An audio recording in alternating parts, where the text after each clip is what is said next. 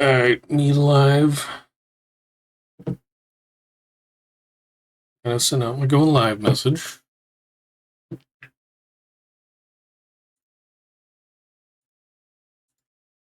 Oops.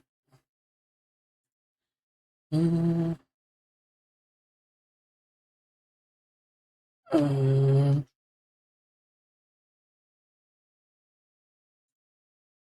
uh,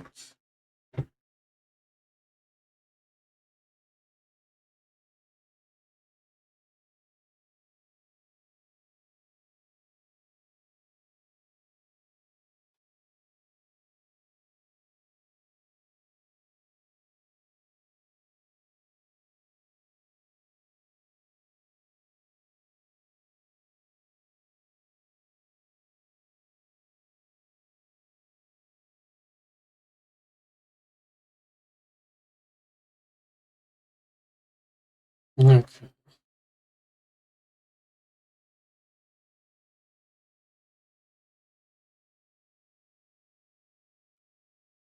Yeah, I might get to the place where I stopped before.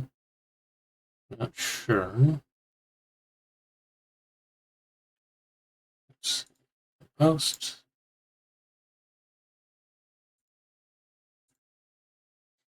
Mm,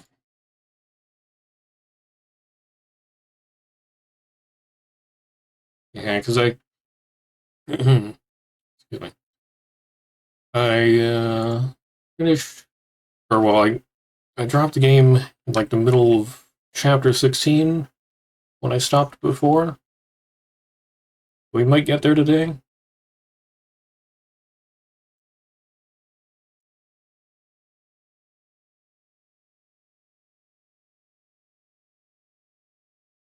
I just have the little extra mode from chapter 13 to do.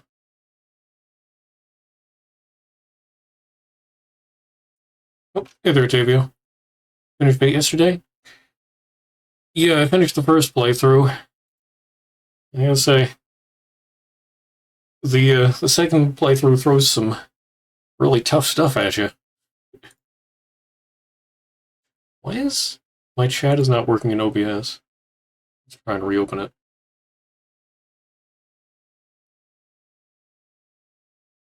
There it goes. Okay. Um,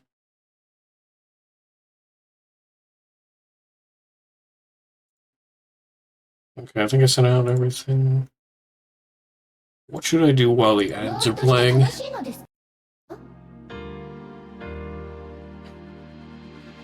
How you doing, Tavio? That's right, I need to bring up all your stands. Just to make sure I don't miss anything.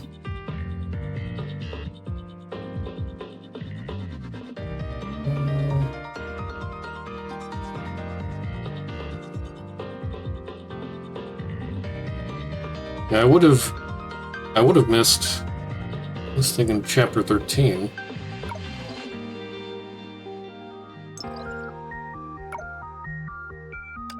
So I finished the main story stuff, but apparently this Oniric arc extra stuff does have some story.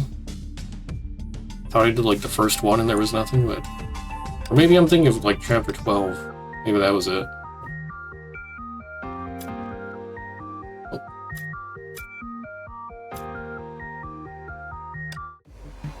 Yeah, the echoes of shadow and light.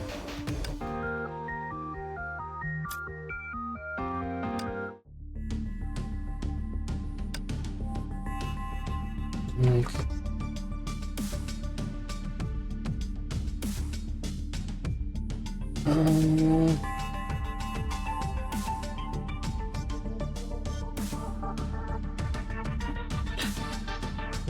Yeah, go check my chibis.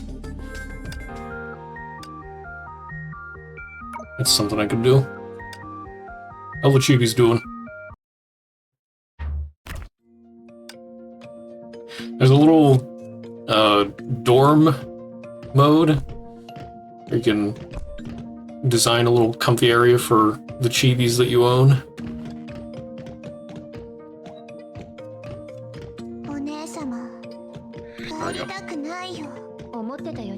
Wakey wakey.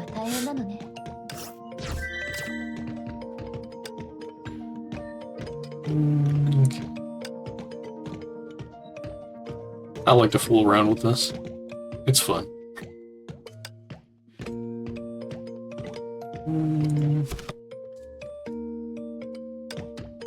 How many do I have? 32. Oh, really?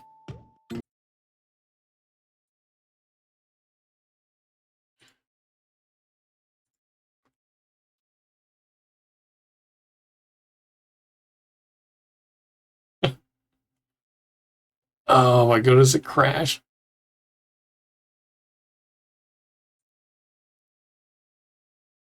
That means the ads are gonna have to play again? Really? It still hasn't reconnected. Come on, OBS, you can do it. You can do the thing. There it goes, maybe?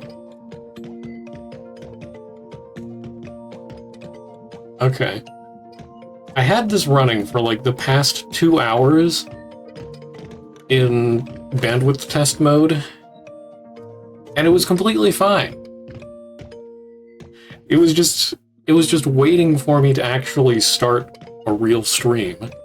Then it's like, trollolol, disconnect.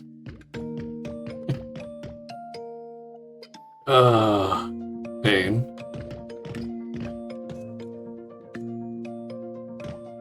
Okay, so is it gonna make me run ads again? I hate how it does that. It hasn't made up its mind yet, but probably.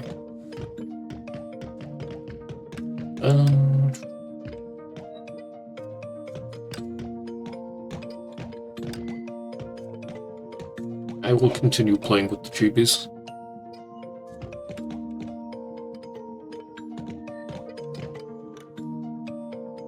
What should I do?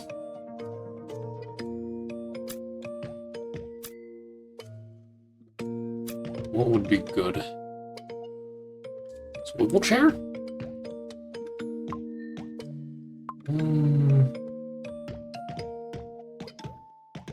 Oh wait, what's not Halloween. Mix some more orange in here.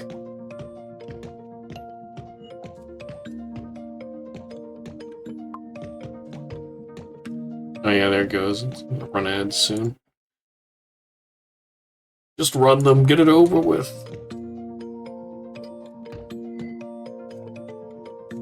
New wallpaper.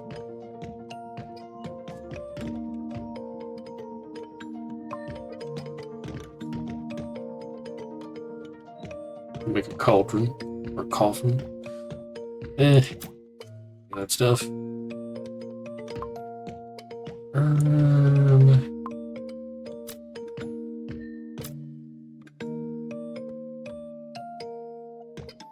I'm gonna spring pillar for the other room. How does this work?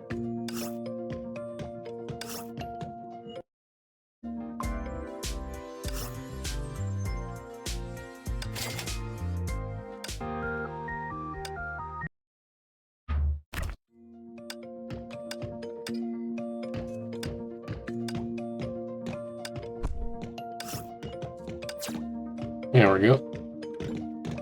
Why, yes, stream elements. I am Lie.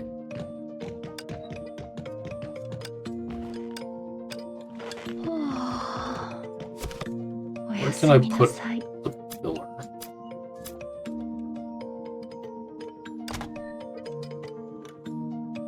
Stick it in the corner?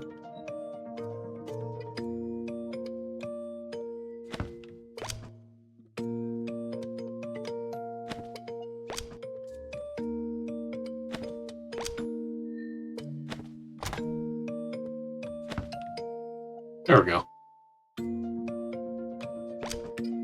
Move you back a little bit. Nice.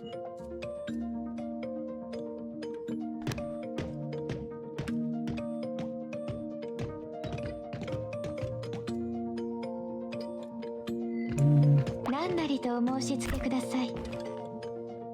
空中戦闘の訓練ですか？ほっ、離陸。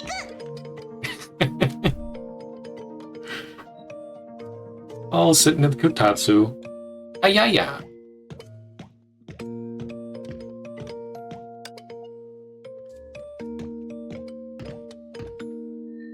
いいえ、あの子には会えません。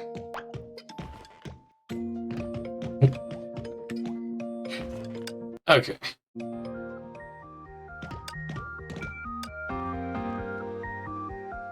Red packet? Darn.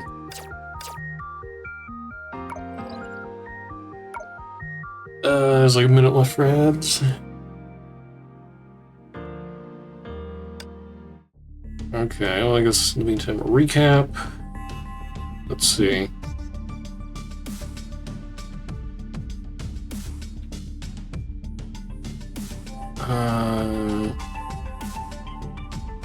Well, we had a few things happen last time.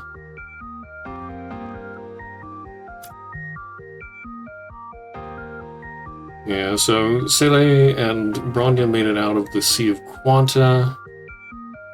Kiana discovered her powers. Or, well, not discovered her powers, but sort of gained control of them a little bit. And then Rita found Kiana. But Kiana beat her up and then was like, hey, you should check out this company. They're doing bad stuff. And Rita did. And then almost everybody died. But Kiana saved Rita. And maybe a few of the other Valkyries, not sure. And so that takes us...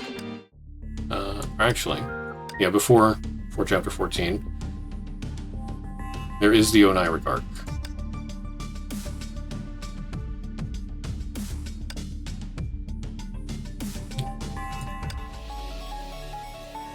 Alright, what does this say? Awake and witness the vicissitudes on either side of the dream. 準備できたよ。キアナ、起きる時間だ。もう起きるの？キアナ、眠り続けている暇はない。ここは？ここは夢。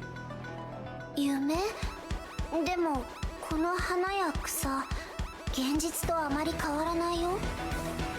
これは第8の神の鍵、都政の羽が作った幻想の空間であり、あなたと私の記憶の境目。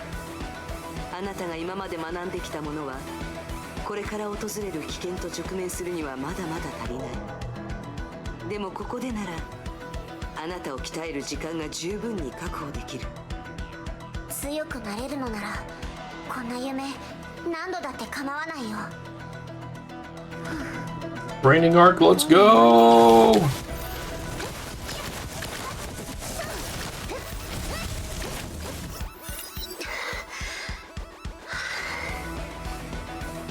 Yoga が明けるまではまだまだ時間がある。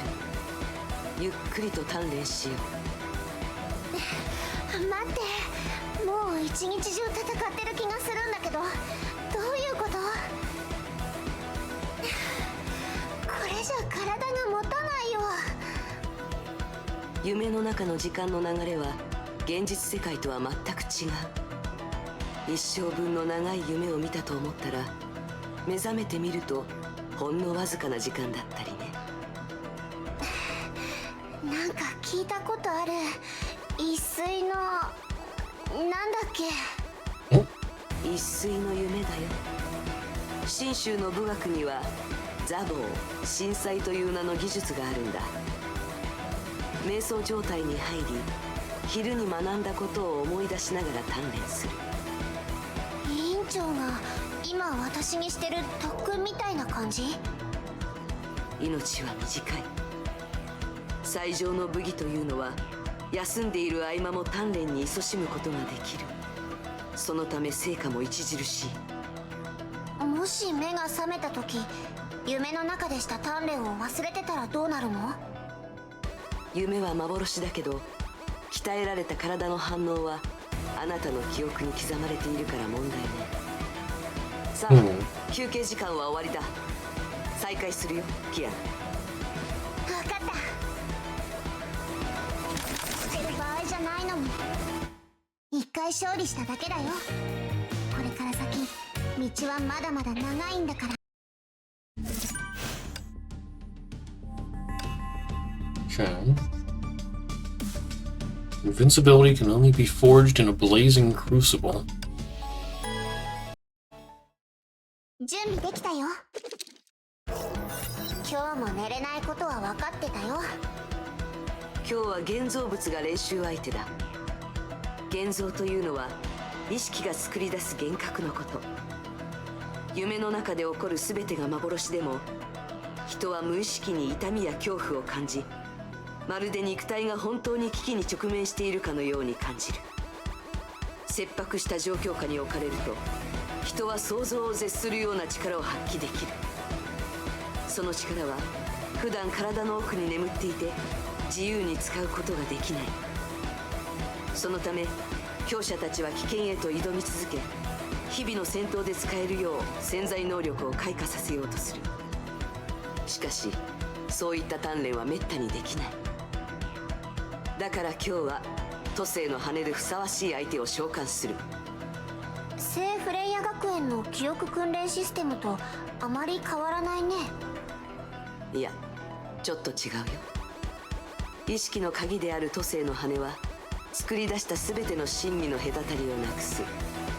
攻撃の強さ、与えるダメージ、細かなそれらを全てあなたの脳は真実だと思い込む。それってもし意識の中で自分が死んだと思ってしまえば、現実世界の体はただの呼吸する死体となる。 You die in the dream, you die in real life. 手は貸さないから、キアナ。必ず全力を出すように。分かった。手は抜かないよ。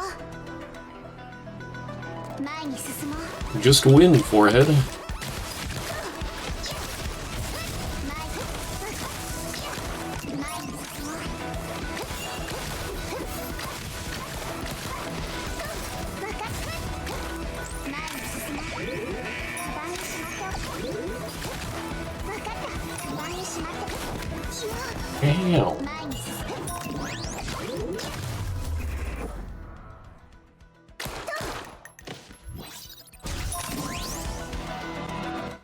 この勝利が私の痛みを和らげてくれるといいな。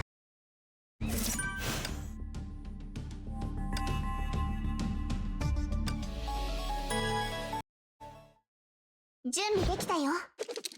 前に進む。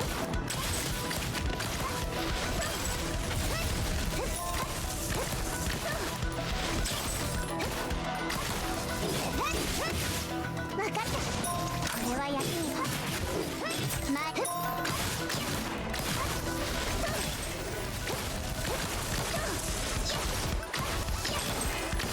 かった。前に。分かった。前に。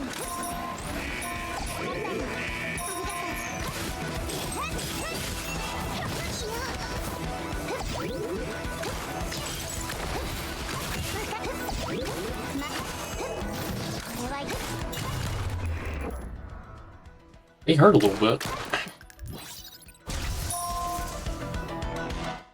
一回勝利しただけだよ。これから先道はまだまだ。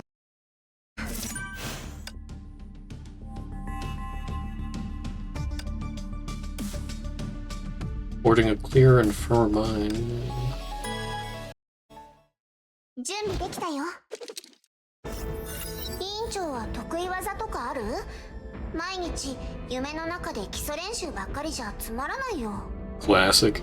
そんなのより一撃必殺みたいな技があった方がいろいろ便利じゃない？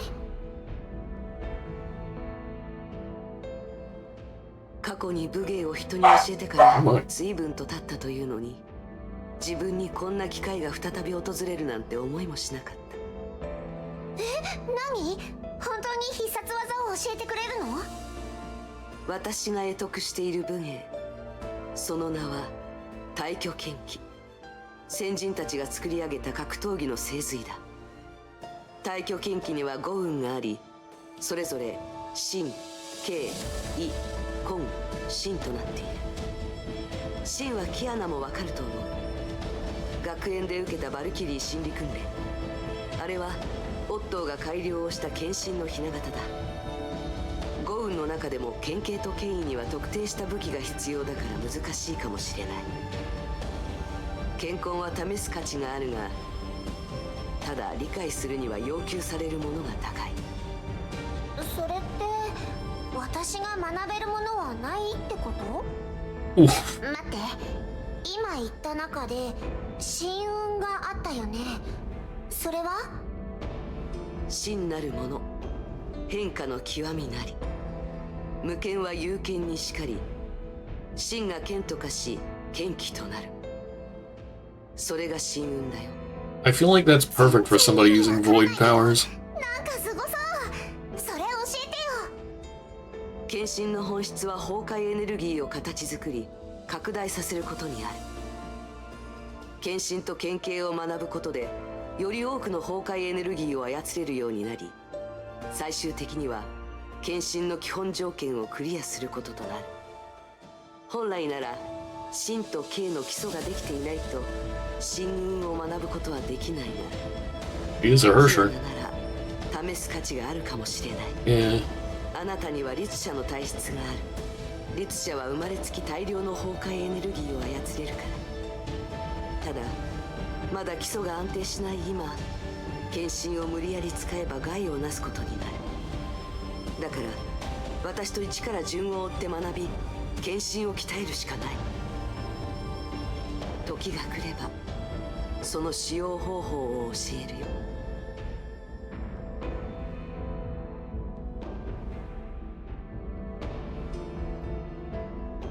わかった。どう始めればいいの？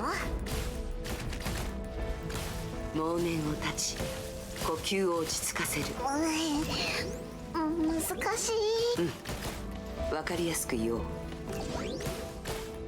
剣心を体を競技状態に入るものだと理解するといい。試合の前に頭を空っぽにして体をリラックスさせ、体の細かい変化を感じる。最後体に流れる力以外何も知らず何も感じない。呼吸、感じたよ。前に進もう。元凶が心の波動を照らし始める。キアナ、止まって。あの時は来た。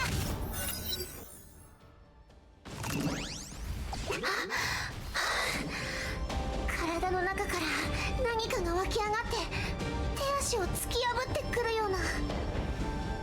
剣心は幼少期から心を込めて育てる必要があります。一気に成し遂げられるものではない。じゃあ今日から自由にコントロールできるまで何度も練習するよ。キアナ、いい？今日あなたに教えたものは焦る必要がないもの。ただそれだけ覚えておけばいい。いつかあなたがそれを全て理解した時、それがあなたの力になるから。自分の力と向き合わないと。この勝利が私の痛みを和らげてくれるといいな。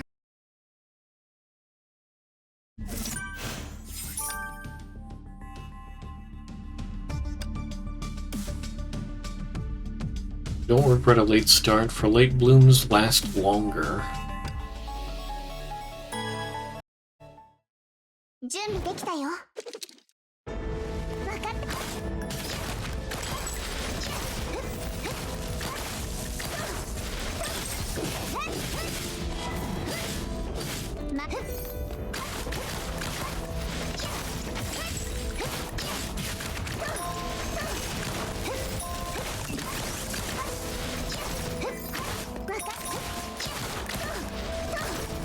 進もう。助かったよ。分かった。前に進む。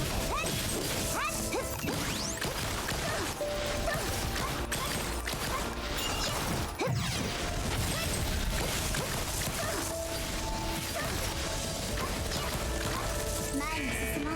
カバンにしまっておこう。これは役に立つ。審判の時は来た。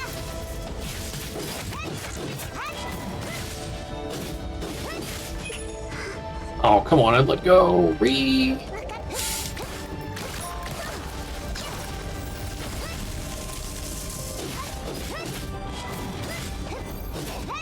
Oh, oh.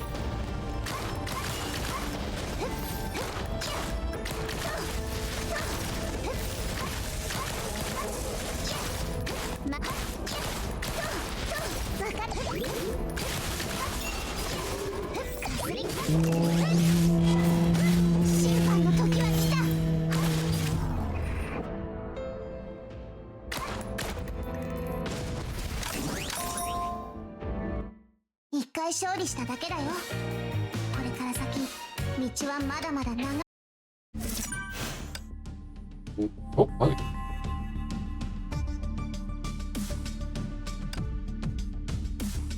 I guess the S stages are just extra. Okay. The path to seek the truth, a million harsh trials lie ahead. 準備できたよ。キアナ、鍛錬を開始してから結構な時間が経ちました。少し慌ただしいけど時間は待ってくれない。そろそろ訓練の成果を見せてもらうよ。分かった。委員長、よろしくね。いいえ、今回の相手は私ではなく。 Uhua snapped her finger. The sound echoed throughout the serene Mount Taishuan arena and transformed it into something else entirely. The heavens turned dark. She levitated in midair and gave them a ghastly smile. あれは。一人で彼女に直面することがまだ難しいのは分かっているけど、人世間の中にありて一人去り一人来る。自らこれを受け変わるものあることなし。誰もが自分の心の奥にある恐怖に向き合わなければならない。誰の代わりに試練は受けられない。それを直視し、何度も何度も迎え撃ち、空気のように感じるまでそうしなければいけない。 So is this the actual Hersher? 神の鍵の力には限界が。 Or an illusion? 私があなたのそばに永遠にいることはできない。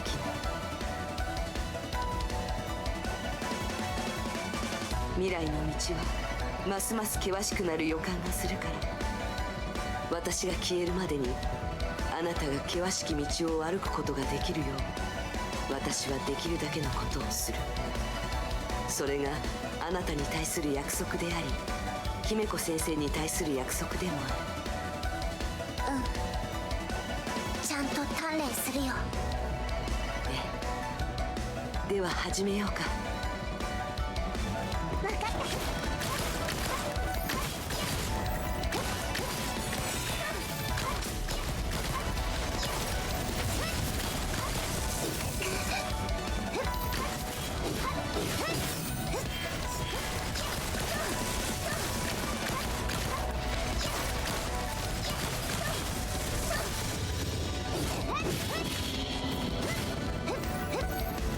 Oh.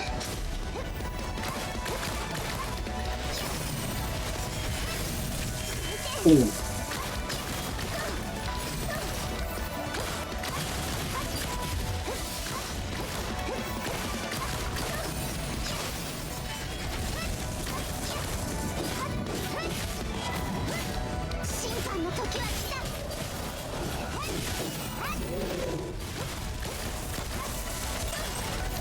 We have friends visiting, I see.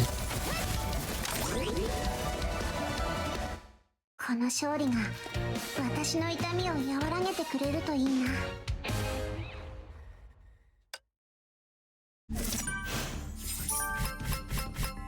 Oh, see you, Vixen. Thank you for the 30 months.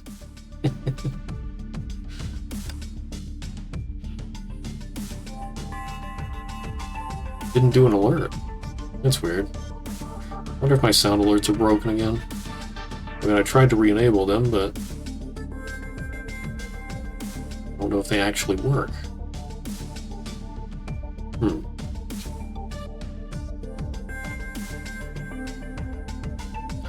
It is...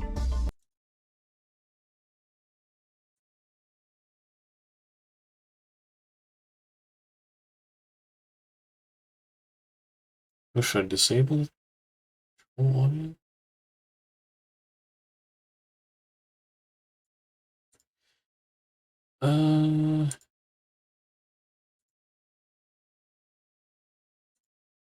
I didn't hear anything.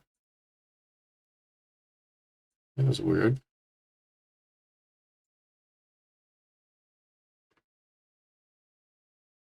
I don't know.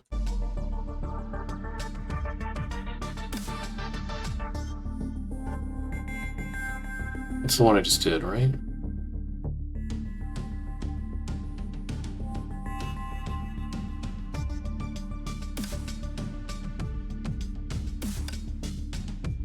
No, I'm not sure. I thought it was 4. Oh yeah. Attempts left 2 of 3. Okay. So that should be it for the Oniric arc. Well, there's also the investigation notebook, which the Oniric arc unlocks. Reading time. Heliopolis Life Sciences. In 2000, the second Honkai eruption struck the world. Following the global economic crisis, many companies fell, but there were a few which rose to lead the industry. The Europe-based Heliopolis Life Services is a stark example, or Life Sciences. Sciences, not services. Believing in science heals all, the firm developed a wide range of anti-Honkai medicine that saved lives beyond count. But a decade later, it embraced rapid growth and became hugely successful. The firm then embarked on a crusade in genetic medicine. Echoing its motto, the firm's relentless pursuit of cutting-edge tech and ethics-challenging clinical research have engulfed it in a flood of criticism and controversies.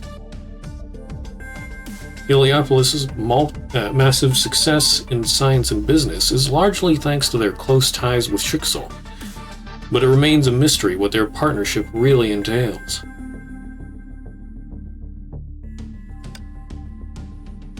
The Heliopolis Shenzhou office is a pharmaceutical industry park sitting on the northern outskirts of Arc City. Through tripartite cooperation of Schicksal, Shenzhou, and Heliopolis, the construction was completed by the end of 2014. The preference of the Heliopolis founder gave the buildings a heavy taste of ancient Egypt. As the operational base of Heliopolis's aid initiative Ankh, the industrial park handled the manufacture of new anti-Honkai medicine and its transport to Shenzhou in the Far East. Living area, the living space of the Heliopolis employees, apart from accommodation and abundance of daily utility facilities, makes for easy living. Gardens, a space of relaxation, bridging the research facility and living area. The research facility, where researchers carry out their daily work, very tight security and access control. And the core structure, the pyramid. A pyramid-shaped administration building sitting in the center of the park. Heliopolis' research archive and management files can be found here. Medical Aid Program Ankh. The second Honkai eruption plagued the Earth like never before and spread the fear of extinction globally. Millions lost their home in the calamity and suffered excruciating pain from the Honkai epidemic that followed. To deliver the people from miseries, Heliopolis pledged to offer free support to Honkai victims in 21 countries worldwide. This humanitarian effort was named Initiative Ankh.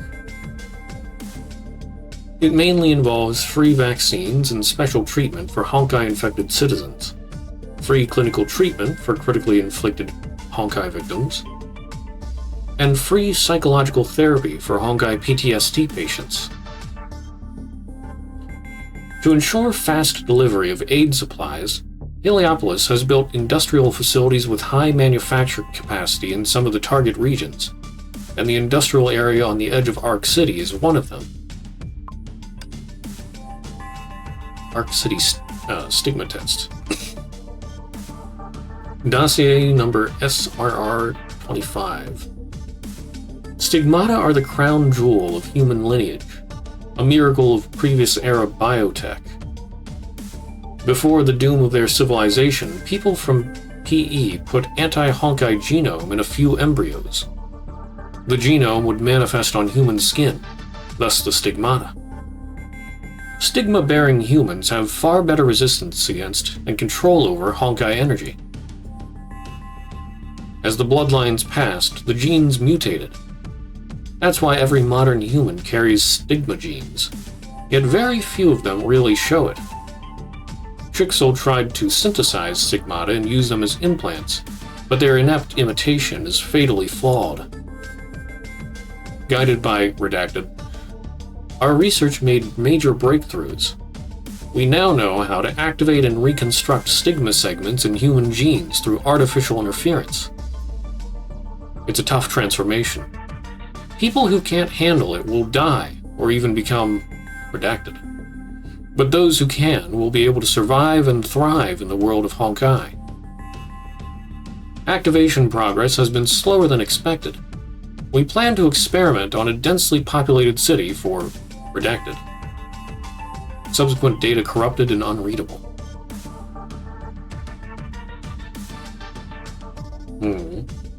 Yeah, so that's what they're doing here.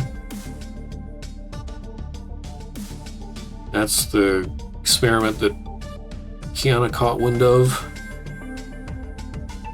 and passed on to Rita, and that they would like to stop.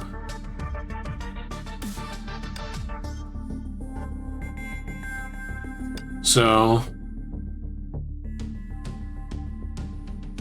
yeah, I won't say anything more there just yet. Mantis CM14 dossier. This file tracks the traces of previous era Mantis number CM14 in human history. Oh, is that Fuhua? 2100 BC. Target appeared in southern Shenzhou and led local clan heroes to defeat Judgment-class Honkai Beast Chio.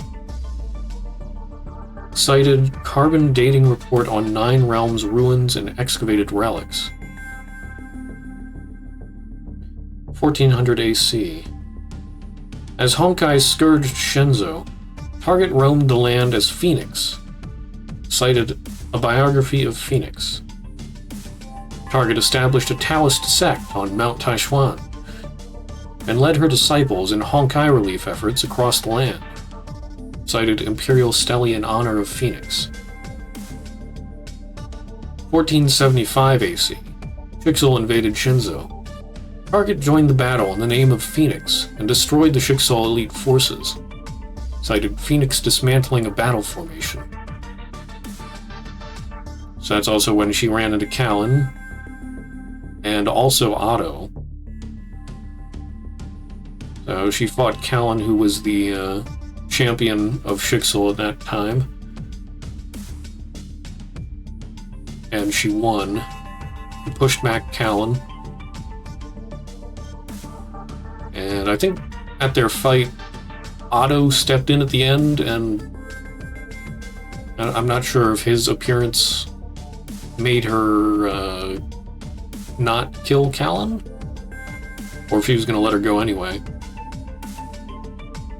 But anyway, she instilled in Callan the will to question orders, and question if what they're doing is really good for mankind.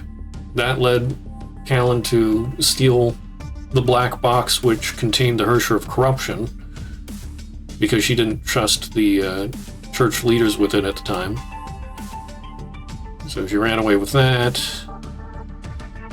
and accidentally unleashed the Hersher of Corruption. Like, I guess it just reacted with the people she was visiting, or well, not visiting, but where she ended up.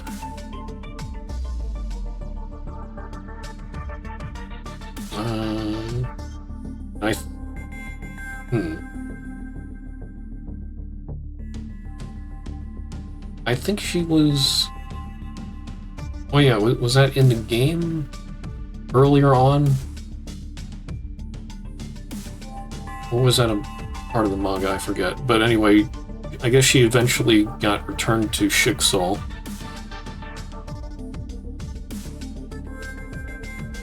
And was going to be executed for stealing the black box.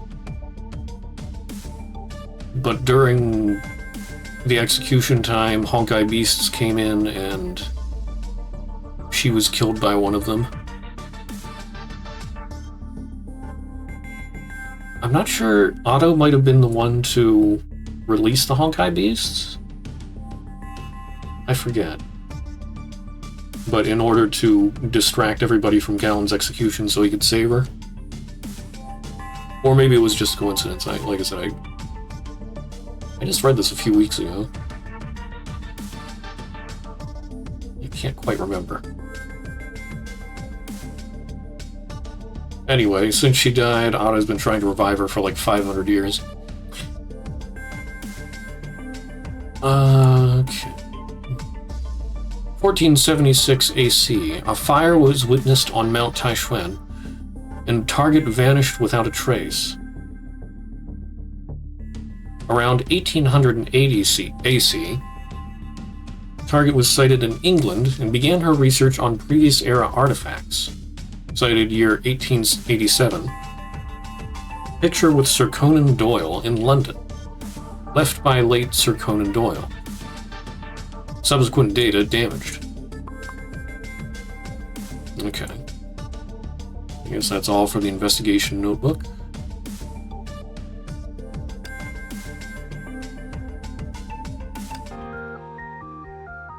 Now we start chapter 14. Okay, do I need to do these trials again, or are they just extra? I need to check this.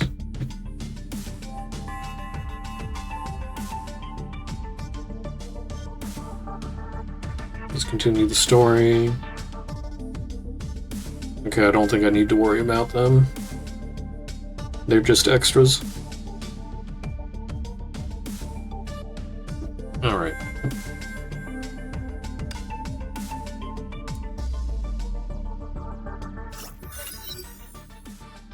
There were only endless darkness and a bleached desert stretching as far as eyes could see. She stood with 7 warriors. They have one mission. The last battle of this long war would be fought here. It would determine the fate of humanity. Will anyone amongst them live to see tomorrow? She had no answer. ふわ、そろそろ始まるぞ。メイの計算によると、彼女の降臨まであと1時間しかない。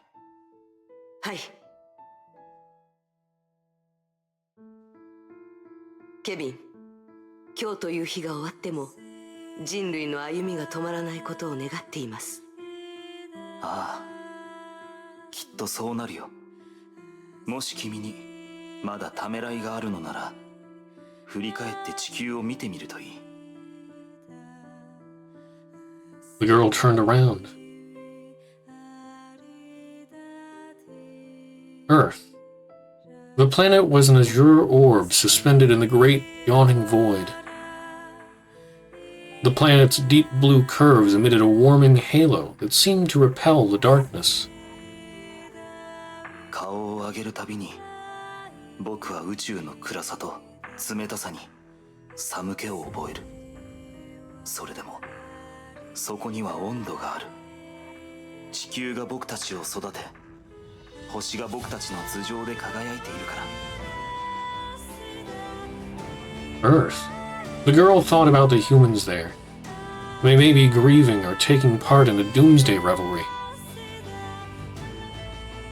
But she saw things from the moon. Wars, hatred, pain, and those memories of the past no longer meant anything. The only thing that mattered would be the future. If humanity survives and repopulates the planet, their pain and conflicts would only return. Yet the only thing that still mattered would be the future. ケビン、メイ博士との言い争い、そしてあなたに言った言葉、申し訳ないと思っています。命を託せる人に謝る必要はない。そうですか。では、何を言えばいいのでしょう。約束だよ。僕たちの中に生きて、この戦場から出られる人がいたら、その人はより多くの責任を背負うことになる。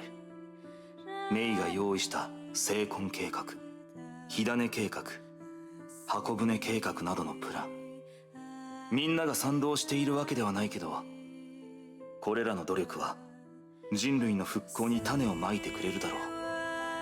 生き残れた人はそれらの種が同じ過ちを繰り返さないように、新たな文明が育つまで守らないといけない。崩壊を永遠に終わらせる希望はその中にあると僕は信じている。その日まで人類は多くの犠牲を伴うけど、でも人類は永遠に希望をなくさない。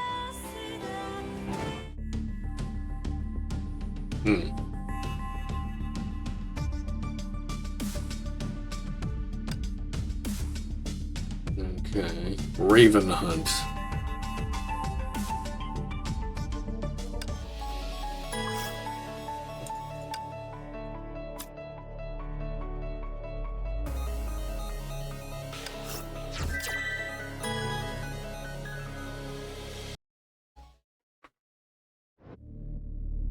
空の律者の行方を追い、リタロス・バイセは再び天球市に入り追跡を開始した。しかしその地で待ち受けていたのはヨルムンガンドの陰謀であった。その牙にかかり窮地に追い込まれてしまうリタ。危機に瀕した彼女へと手を差し伸べたのはリタの標的であるキアナであった。今狩人と獲物の運命が一つに交わる。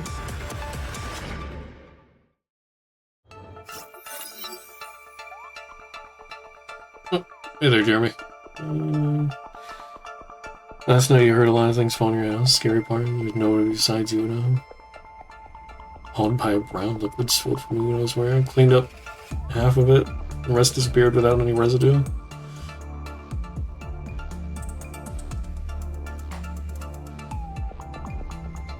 A brown liquid. Horror movie mode.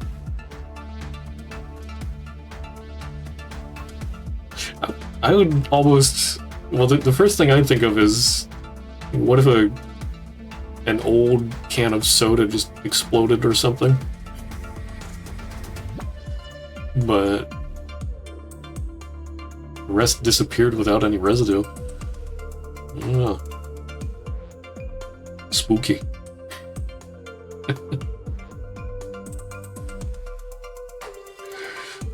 Outskirts of Oak City. Some secluded corner. キアナ、私寝てたの？なんか変な夢を見た。夢の中で私は月に立ってて大きな戦いに向けて準備してた。あと男の人が私に声をかけてきてね。その顔はどこか見覚えがあるのに、でも知らない人で、彼は私をファーって呼んでたの。キアナ、それは私の過去だよ。何かしらの原因で私たちの意識が交錯し始めたのかもしれない。あなたの夢とともに私も昔のことを思い出してきているからね。今まで話す機会がなかったし、言っても信じてもらえないかもしれないけど、私はただの天命のバルキリーじゃないんだ。私の人生はあまりにも長く、あなたたちの言う全文明起源まで遡ることになる。Previous era PE. 私はあの時代の生き残りだ。 New character called for one. 委員長が普通の人じゃないって気はしてたけど、なんだか答えを聞いてもいまいち信じられない。じゃあ実験室で見つけた委員長に関する記録も全部本当なの？ So, I heard a little more about the Sea of Quanta thing, or how the universes are connected. So, apparently, with Star Rail, I don't really know what the backstory is, but I guess they have some kind of Star Rail, like Star Train, that travels through the Sea of Quanta, different universes. And so, like, the universe that this takes place in should be close by. But, like, there are some characters that appear in this that also appear in Star Rail that are not the same character. The Astral Express, okay. Yeah. But there are some characters who are the same character. It's just, like, the different universes have different versions of the same people. So, I'm not sure which ones are which, because I mean, I don't want to spoil myself and be like, oh, so this person survives into Honkai Star Rail.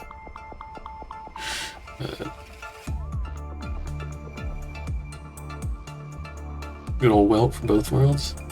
Okay, well, I did know about him. Yeah, I knew about him. Yeah. But I'm trying not to look too deep into other characters. But yeah, so I don't know. I don't know, like, right now in the story, I don't know if there's a way to revive Fu-Hua or not. But, and I don't know if she'd go to the Star Rail or if that's a different Fu-Hua. I think we have a Kiana. Well, it would make sense if they don't have Kiana, because Kiana is a manufactured clone. So, K423. She's a mixture of the Hersher of the Void, well, with the Hersher's core, and then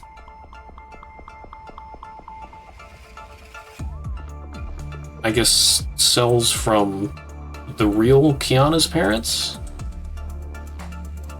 and one of her ancestors? I'm not sure. I forget exactly how it works. But anyway, so she's manufactured, so I guess you could say, like, the experiment only happened in this universe.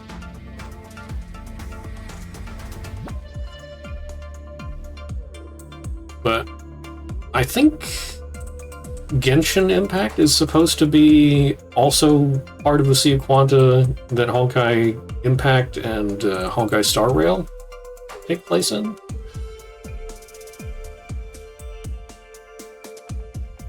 That might just be, like, farther away or something. So, like, I don't know, that's just what I've heard. But it would sort of make sense if they connect all the games. Sparkle came to Honkai 3rd Star Rail. I feel like I remember seeing a Sparkle. don't think I have the character. But I don't know, like, the part 2 story, like I said before, I think is supposed to sort of lead into Star Rail. So that wouldn't surprise me.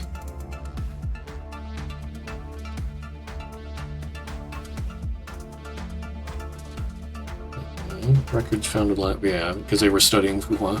委員長と会話してたあの男の人は？ケビン・カスラナ。彼はあなたたちカスラナ一族の始祖、全文明の終焉の戦いの生き残り、人類最強の守護者。あの戦いで彼が犠牲になっていたならそうなるはずだった。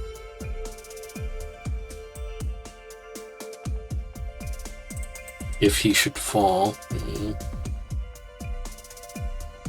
しかし終焉の戦いの結果はあまりにも惨烈で、それが私を変え、ケビンをも変えた。戦いが終わった後、ケビンはヨルムンガンドなる組織を作って全文明が残した人類復興計画に取り掛かった。ヨルムンガンド、それって成婚計画の？ええ、その計画は人類にとって必要なものかもしれない。でもその対価は人類が永遠に支払えないものかもしれない。ケビンが越えてはならない一線を越えたと、彼のやり方には賛同できないと反抗し始めた者がたくさん現れた。その後ケビンは突如歴史の舞台から姿を消した。phone buzzed.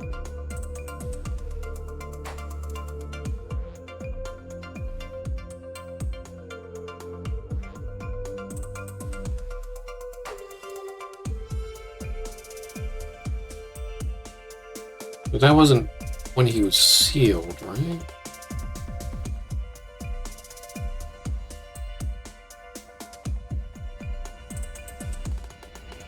Or maybe that was when he was sealed. Because I'm not sure how long ago he was sealed in the Sea of Quanta. 何があったの？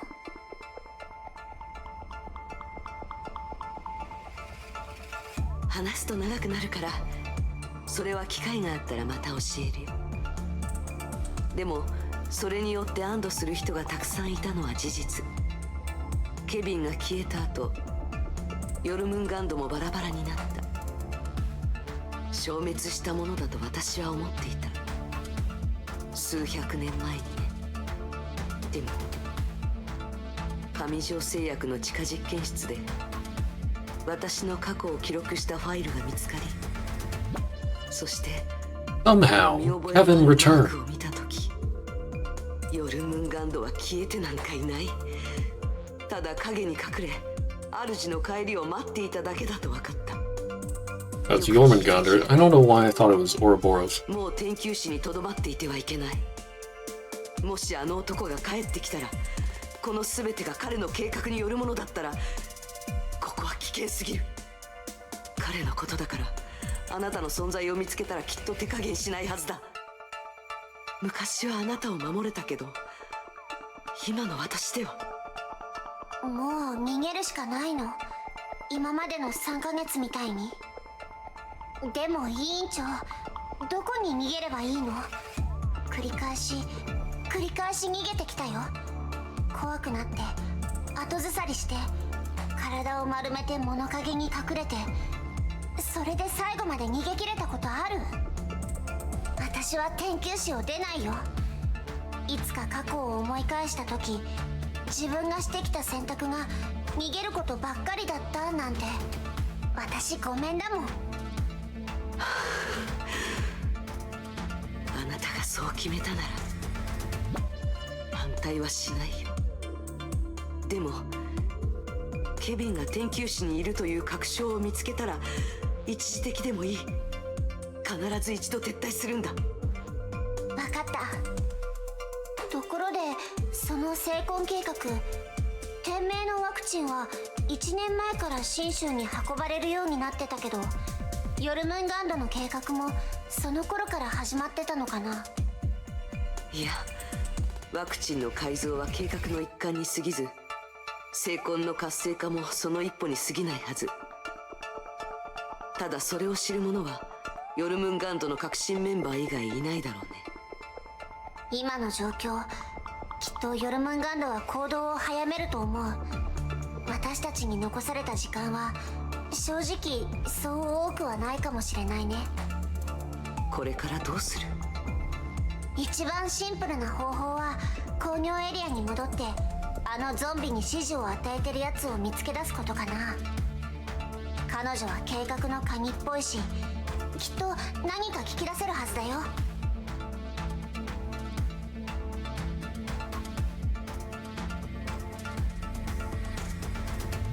リタがそこで騒ぎを起こしてくれたおかげでまだチャンスはあると思うんだ。さっきの工業エリアでの戦闘で体力を消耗しすぎた。無理しないでキアナ、少し休まないと。もう十分休んだよ。それに行動が早ければ早いほど時間もいっぱい稼げるでしょ。リタはどうする？ Rita was still unconscious. Kiana examined her wounds. このままここにいてもらおう。Kiana inspected her surroundings and made sure she left no traces of herself before leaving the room. But she was not aware that a pair of eyes opened as soon as she closed the door.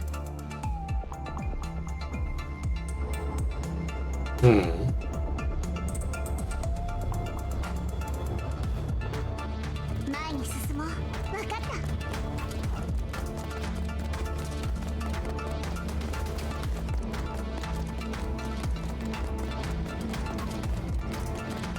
Oh. Well, then why is that there? Oh well. Hello there. Do I fight them? Plant bombs. Nice. Where do I put the other one? Is that why you're here? Yep.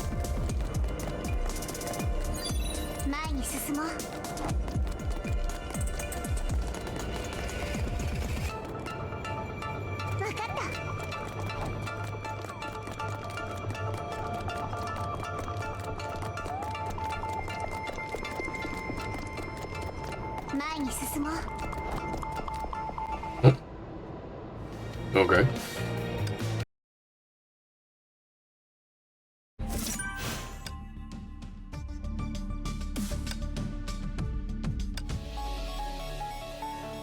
Holy Rita.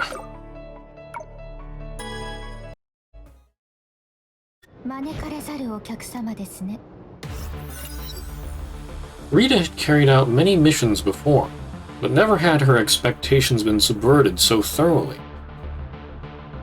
A Hersher supposedly driven by an inhuman urge for destruction was trying to save a city from a deadly plot. She was Rita's prey, but when she herself was incapacitated, the Hersher saved her life instead. Rita also witnessed Kiana talking to herself. Or was she talking to someone else? Someone unseen. 誰かと連絡を取っているのでしょうか。先ほどは気づかれないよう身動きが取れなかったため、よく聞き取れなかったのが残念でしたね。とにかくこれ以上ここにいるわけにもいきません。キアナさん、ヨルムンガンドの注意を引きつけておいてくださいね。こちらにもやるべきことがありますから。She switched on her communication device and waited for a response. Nearly a minute passed. No one picked up, but she could hear Alvider's voice. Huh? 副隊長、心配していました。アルビトルさん、ご無事で何よりです。空の律者に助けられたんです。どうして彼女が私たちを助けたのです。それは私もよくわかりません。連絡しようと試みたのですが妨害を受けて。わかりました。すぐ合流しますので様は私がお守りします。 Okay. Why am I going? Oh, okay, I can run. Very good. But don't get spotted.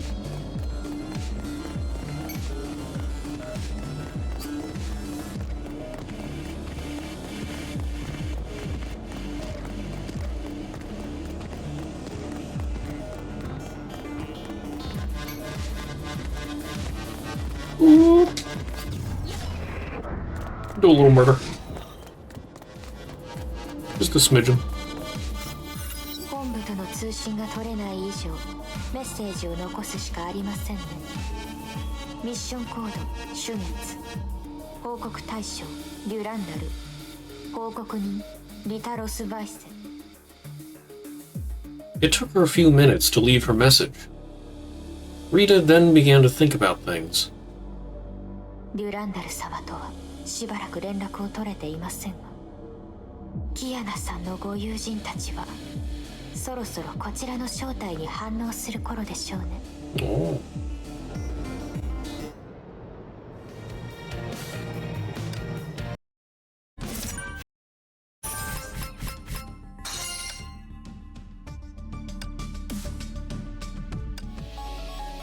Back with Kiana. 準備できたよ。 Meanwhile, at the Heliopolis Biomedical Park, Raven received a call from Jackal.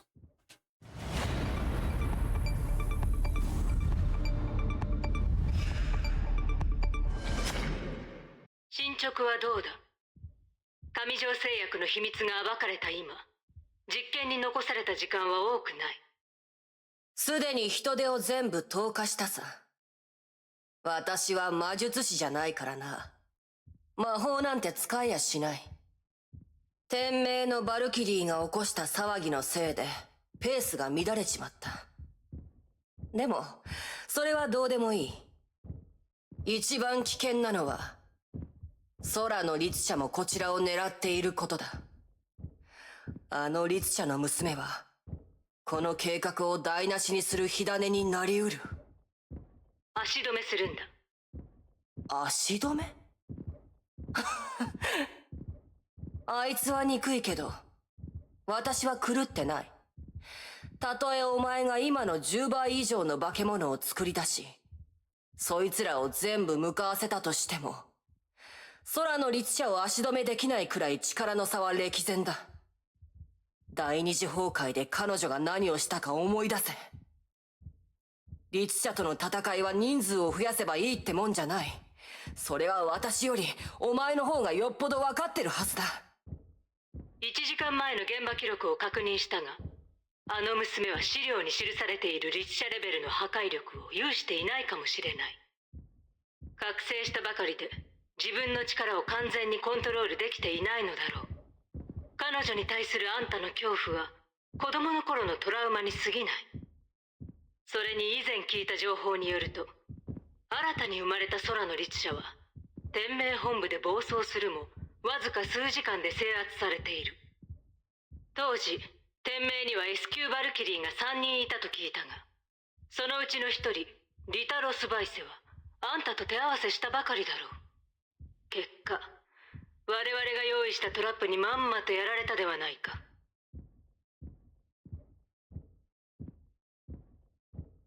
Wow, okay. Rita catching strays. 神聖律者の力はあんたが思っているほど手の届かない存在ではない。かもしれない。聞いたお前の話は家庭ばっかりだな。天命の司教が別の手を隠し持っていたらどうする。オットーがあいつはバルキリーの背中に隠れる臆病者だということを誰もが知っている。オッ Lamau. トーに問題を解決する力があると信じるぐらいなら、奴が卓越した装甲を発明し、退役間近のベテランバルキリーに装備させて一撃で空の律者を倒したと言った方が信じられる。 Well, I didn't make その her. ユーモアセンスには感服するよ。渡りガラス。成婚計画のために組織は何年も準備してきた。災害により警戒状態に入り、かつ市民の疎開が即時にできないほど人口が過密な巨大都市。今以上に理想的な実験条件はないし、今後も見つかる保証はない。それに最も大事なことは、孫子がここを見ている。ここで人類の未来を見たいと願っておられるのだ。私たちに退路などない。Raven's hooded face tensed when she heard those words. すべては蛇の望むままに。Okay, more stealth.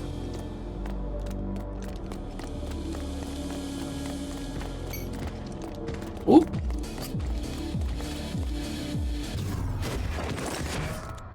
You see nothing. Or you are dead.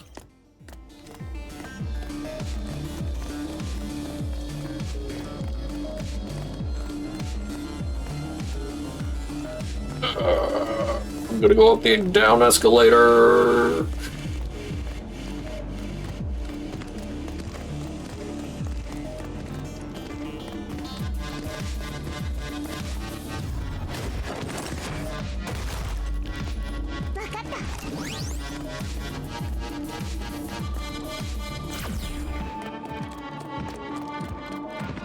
Whoa. Bye.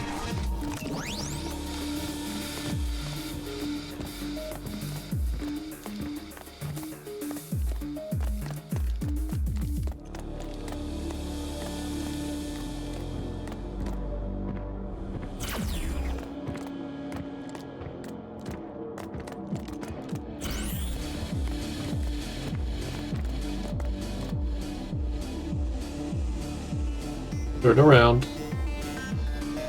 Turn around so I can murder you. Oh, there he goes. Wait, oh, I can't go this way? Oh.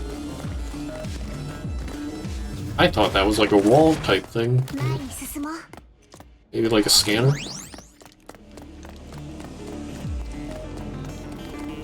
The pyramid. HQ.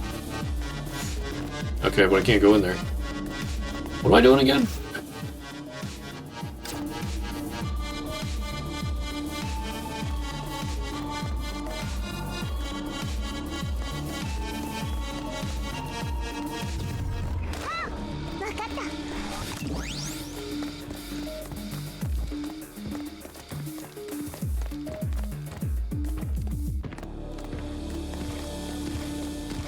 Hello there.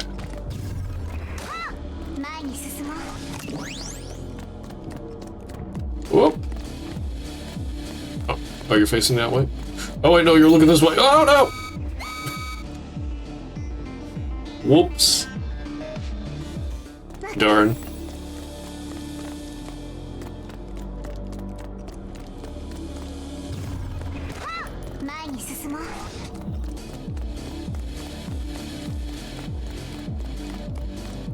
Alright, I'll be good and go up the up escalator.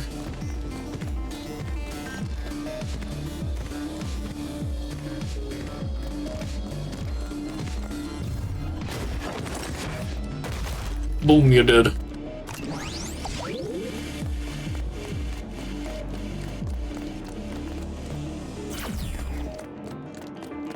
Oh no! Darn it.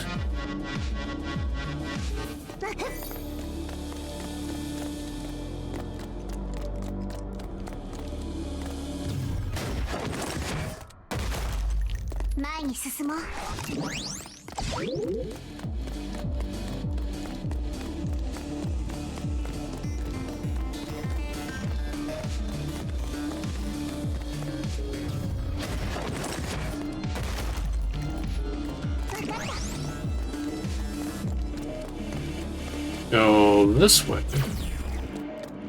Don't turn around, don't turn around, don't turn around, and die.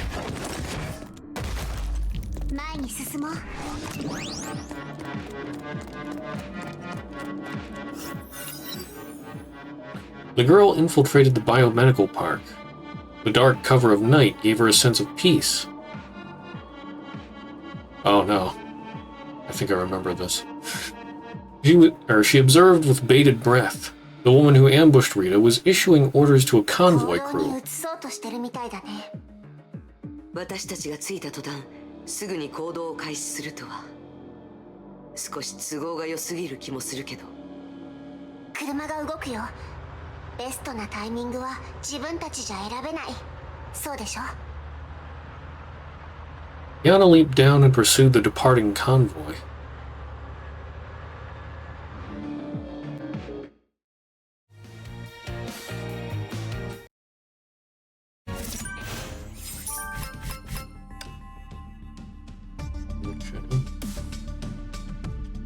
Alright, before we continue, it is time for ads. We're going to take an ad break, and then we shall continue.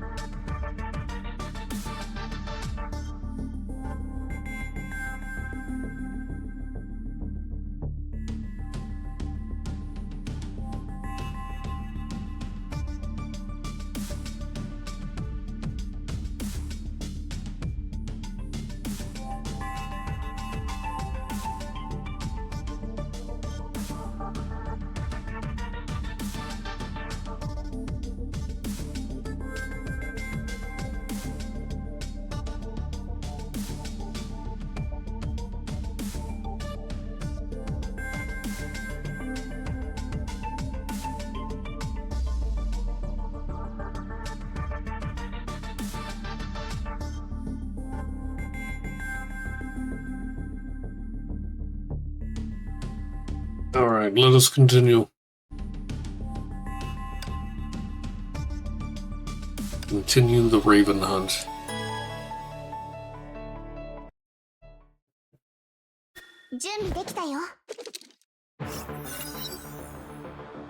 Highway lights flashed past as Kiana approached the convoy trucks as quickly as she could. She launched herself into a graceful leap and landed softly, right on top of a vehicle. 分距離が取れたら行動するよ。キアナ、あのマントをかぶった女には注意して。リタとの戦闘を見たところ、彼女は陰湿な手段を使うのが得意なようだ。分かってるよ。倒れてたバルキリーたちもあいつのガスのせいで戦闘不能になったんだから。あのガスは不朽なる刃を無力化できる。おそらくヨルムンガンドは体内の崩壊エネルギーを無効化する化学兵器を用意したのかもしれない。だけどそういった兵器には2つの弱点がある。1つ目、もし相手も崩壊エネルギーを使って戦うのであれば、自分が巻き添えを食らわないよう遠くに逃げなければならない。2つ目、それらの機体は密閉空間でないと効果を発揮できない。それがあのマント女がリタと直接戦わずに実験室で罠にはめることを選んだ理由だね。屋外で彼女と1対1で戦える機会を可能な限り伺って、同時に万が一の準備もしないといけない。ねえ委員長、それでも私思うんだけどさ、彼女とは早々に決着をつけなくちゃいけないって。Yana braced herself and held the trigger. Her body was a coiled spring waiting to be launched.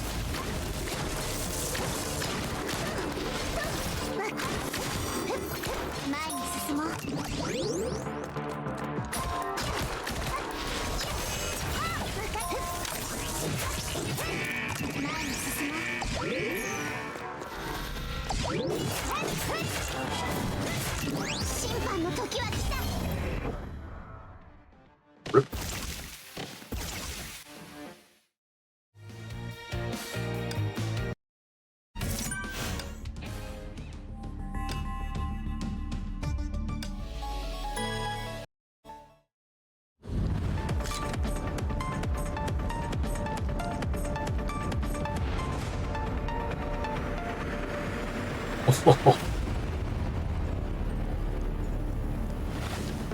律者の体は随分と頑丈なんだな。これであんたも崩壊エネルギーを使えない。平等な条件で私と戦える自信あるの？お前に平等など永遠に訪れない。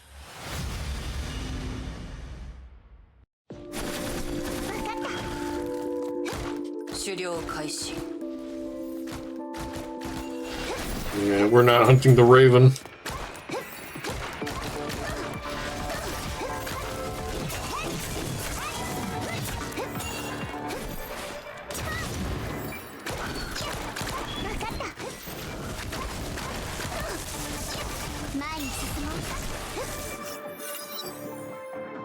She could feel her body losing its energy.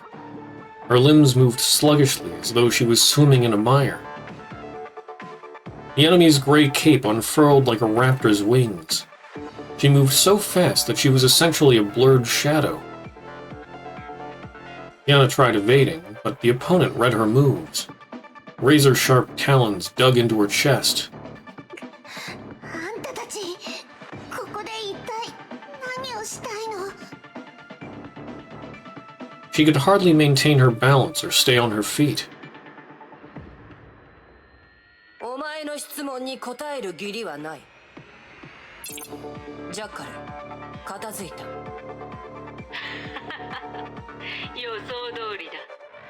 対処法を見誤らなければ律者も倒せない化け物ではない。渡りガラス、彼女を実験室に連れてこい。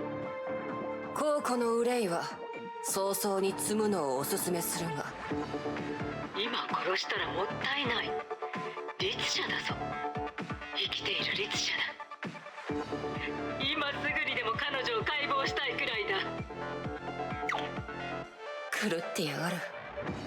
She really do be insane. Raven tossed the unconscious girl to the automatons and ordered them to lock her up in a truck container. そいつは私が連れて行く。残った者は仕事を再開しろ。No one noticed the figure in the distance who observed the entire battle. あらあら、少し遅れている間に倒されてしまっているなんて。でも悪いことばかりでもありません。少なくとも血清ガスには解毒剤があることが分かりました。それではもう少し耐えてくださいね、キアナさん。何せこの意地悪なメイドをあなたは顎で使ったのですから。目には目をということにいたしましょう。ひとまず今は支援が早く到着することを祈るばかりです。 Rita murmured to herself as she disappeared into the night.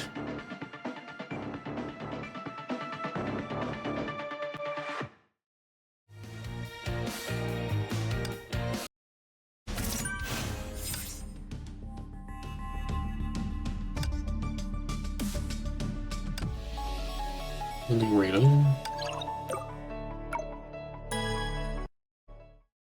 招かれざるお客様ですね。 Heliopolis Biomedical Park. 30 minutes later. どうやら警備がかなり厳重になってきたようですね。副隊長、デュランダル様からまだ返答はありませんが、本当に続行しますか？部下として勝手な行動は慎むべきかと。この前の行動の時点でだってリタさんは不利な状況に陥っていました。そして力を失ったまま一人で任務を遂行するのはあまりにも無謀ですよ。アルビトルさんの言う通りですね。指揮の失策、判断ミス、そのせいで部隊に損失を与えました。リーダーとして私は全責任を背負うべきです。でも作戦が終わるまでここにいる私にはヨルムンガンドの計画を止める責任があります。計画を止めるですか？デュランダル様が到着すれば速やかに勝利を手にすることは確かです。ですが万が一デュランダル様がここに来られなかったら、もしくは彼女がここに来る前にヨルムンガンドがすでに計画を完了させたら、そうしたらこの都市はどうなりますか？勝利というものが数えきれないほどの人々を犠牲にして、その屍に埋め尽くされた場所で敵を倒すことなら、そんな勝利バルキリーとしていりません。ですのでデュランダル様からのご返信があるまで私も何かしないといけません。これは私が自分に与えた指示、私一人の任務です。感激しましたそれほどまでの考えに及びませんでした。お許しを副隊長。でもくれぐれもお気をつけください。今の副隊長は一般人よりも少し強いだけの状態ですから。アルビトルさん、バルキリーの戦いは何も崩壊エネルギーに頼るばかりではありませんよ。今まで受けてきた訓練は私の体に刻まれています。一日も忘れたことはありません。艦長様、お茶などはいかがですか？副隊長、英烈走行の調整が完了しました。まだ崩壊エネルギーは使えませんが、限られた時間の中でなら今まで通り機能します。ありがとうございます、アルビトルさん。では例の解毒薬から。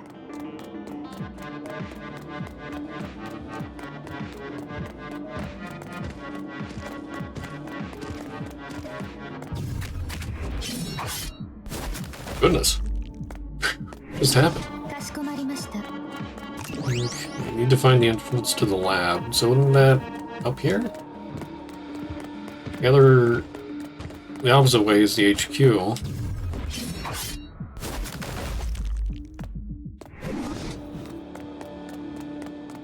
Or is it a different way?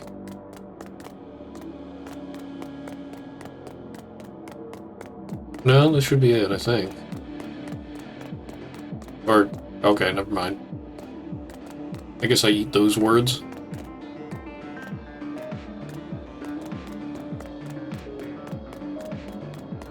Or was the lab in the HQ? Oh, what?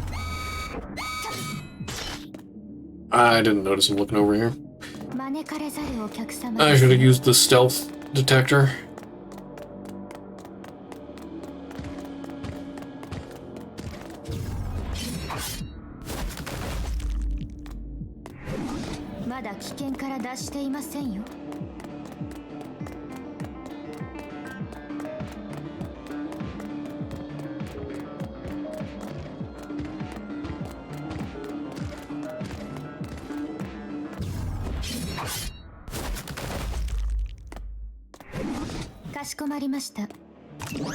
So if I'm not going to the right...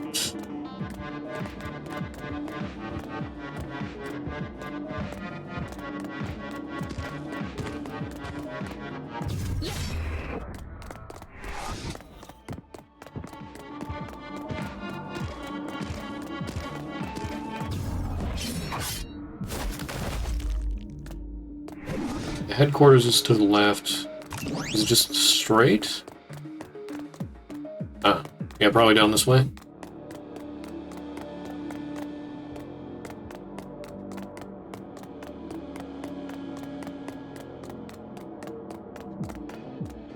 Yeah.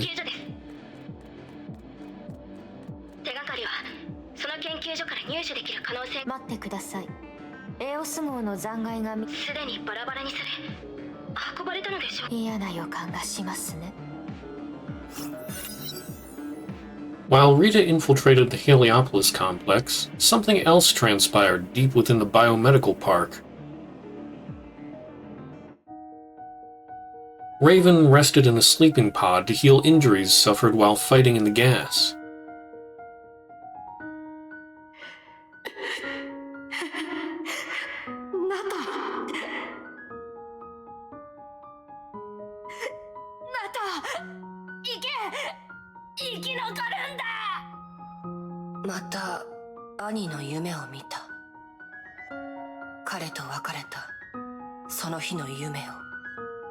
Honkai は突如訪れ、私たちは故郷を離れるほかなかった。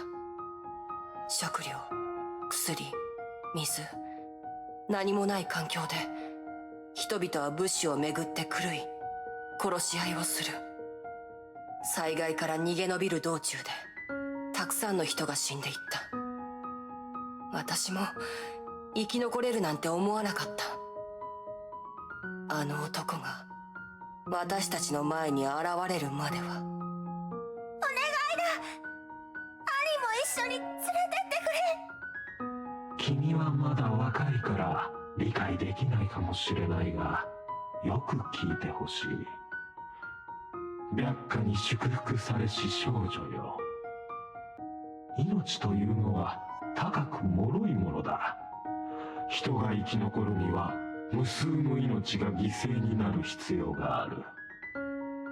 丘陵からその血肉をいただき、稲穂からその種をいただき、木々から薪と果実をいただく。無数の破滅が一つの命になる。その代価は極めて高い。この困窮した時代では、そのような犠牲を許される価値のある人間だけが生き残れるんだ。残念ながら君のお兄さんにはその価値がない。お兄さんの言葉を受け入れるべきだ。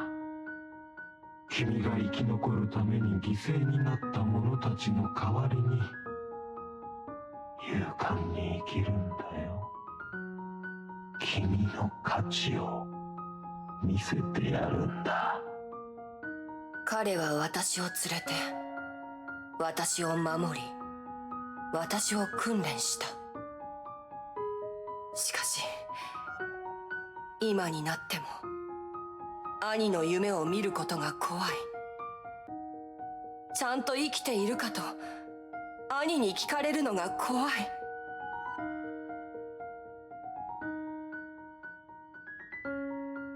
Comm signals started flashing. Raven woke from her sleep. そろそろ回復しただろう。自分のことを誇らしいと思ったか？あんたは空の律者を倒した。ヨルムンガンドの意志は止められないことを証明したんだ。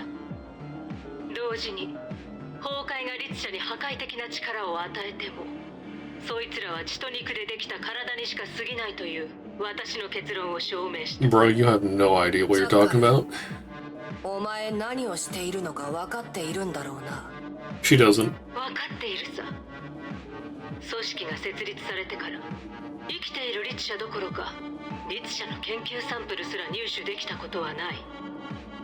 彼女に対する研究は崩壊の本質を理解するのに飛躍的な結果をもたらす。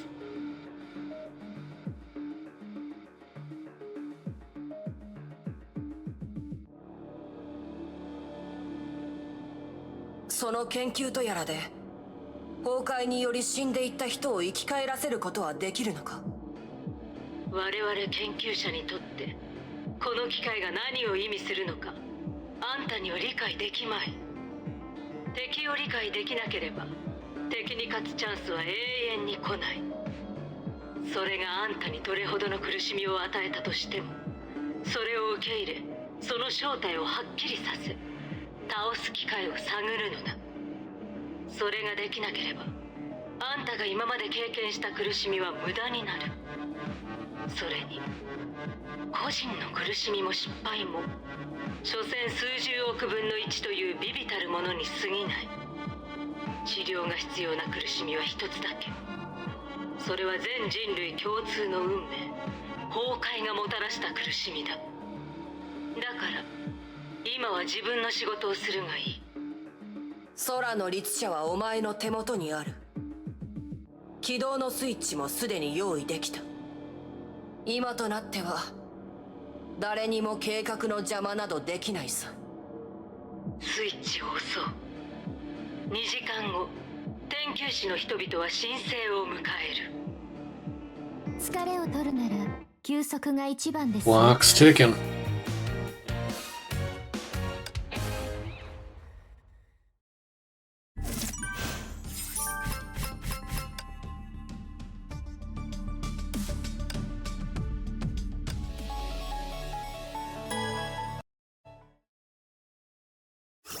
前に入手したデータによりますと、このエリアは工業エリアの薬物研究所になりますね。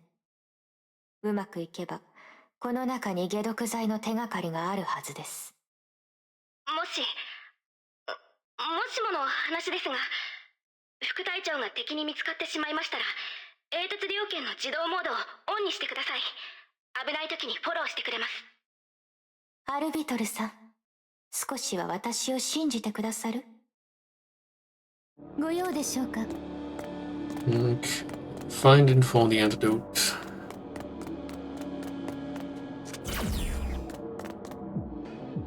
It's empty.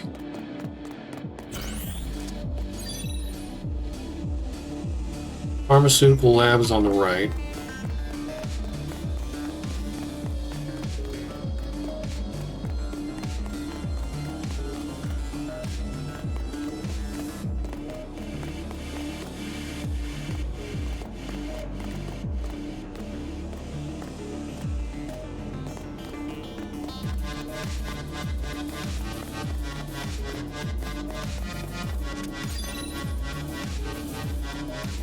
Lab capsule's been opened.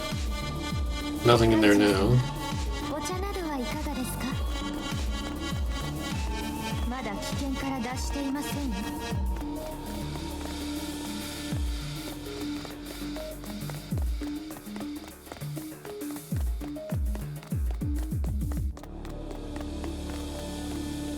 That goes down there. Let's try left. ご安心ください。艦長様は私がお守りします。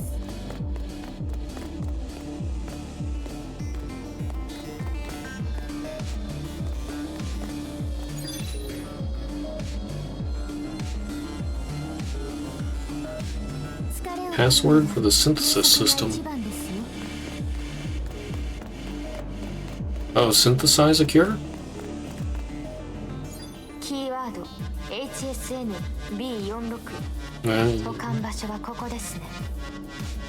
やはり厳重に守られています。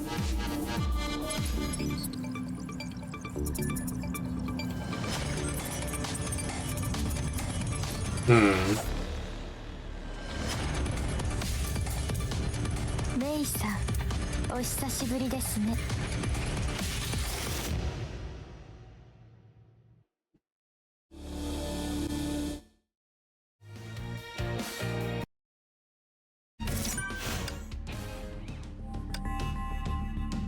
It's May.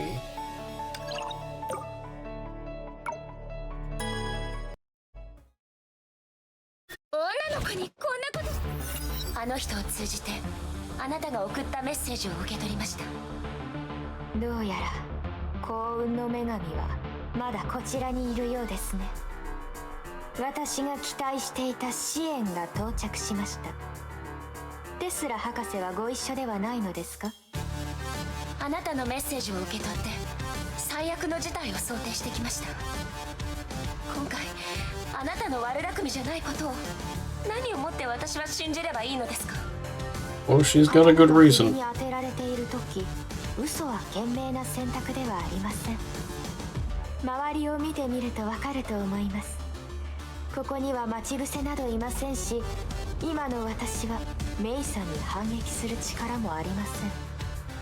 取引をしていただきたいだけです。あなたが解毒剤を探してくれましたら、キアナさんの居場所を教えて差し上げます。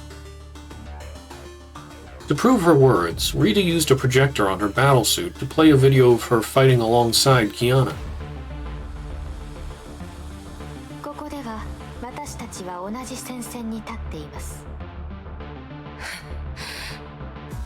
利害が一致したようですね。ではよろしくお願いしますね、メイさん。まったくもうご飯を用意する時間がなくなるわ。 Okay, so protect her.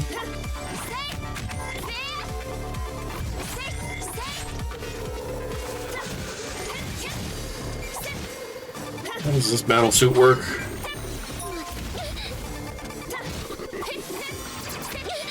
Damn.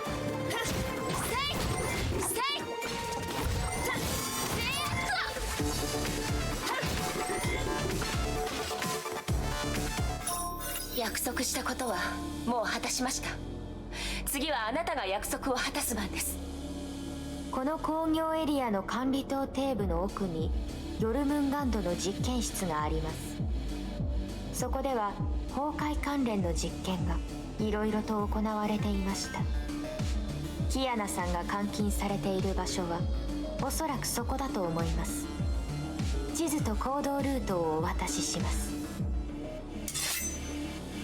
A blade was drawn, its cold edge pressed against Rita's neck and cut her words short.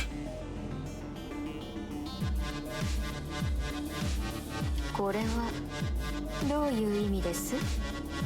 リタさん、もう一つ欲しいものがあります。あの目、ハイヘビの目が欲しいです。仰せのままに。これであの子は最後の自由を手に入れられる。ああ、メイさん、これ以上遅れますとキアナさんがあの実験室で辛い思いをするかもしれませんよ。ではこれにてお別れといたしましょう。次に会う時はその刀が私の首筋に当たることがないよう願っております。 Rita watched the girl leave. 解毒剤の件はこれで一段落ですね。次はエオス号が一体どこに隠されたのか調べましょう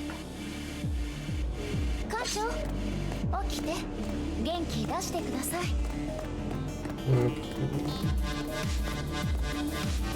了解です、艦長。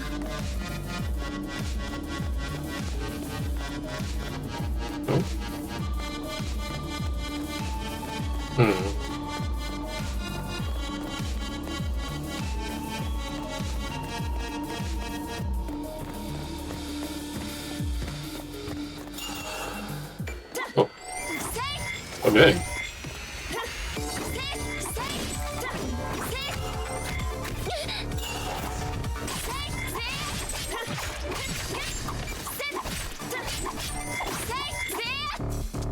Alright, that's pretty cool.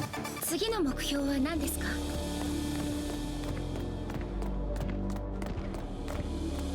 了解です、艦長。 It feels so slow.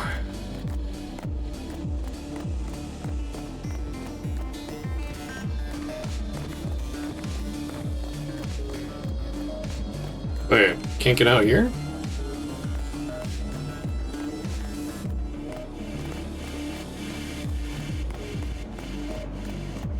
Or wait, am I supposed to go downstairs? 次の目標は何ですか？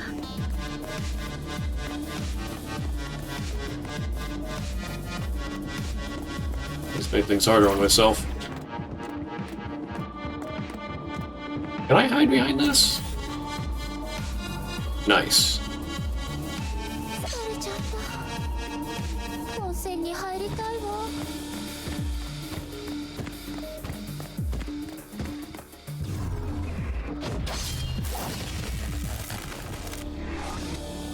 Rip.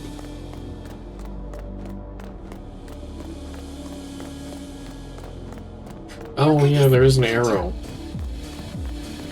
I didn't look down and see it.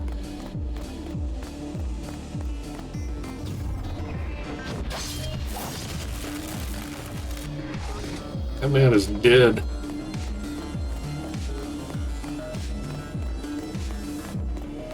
I don't like that thumping noise. ちょっと不安かも。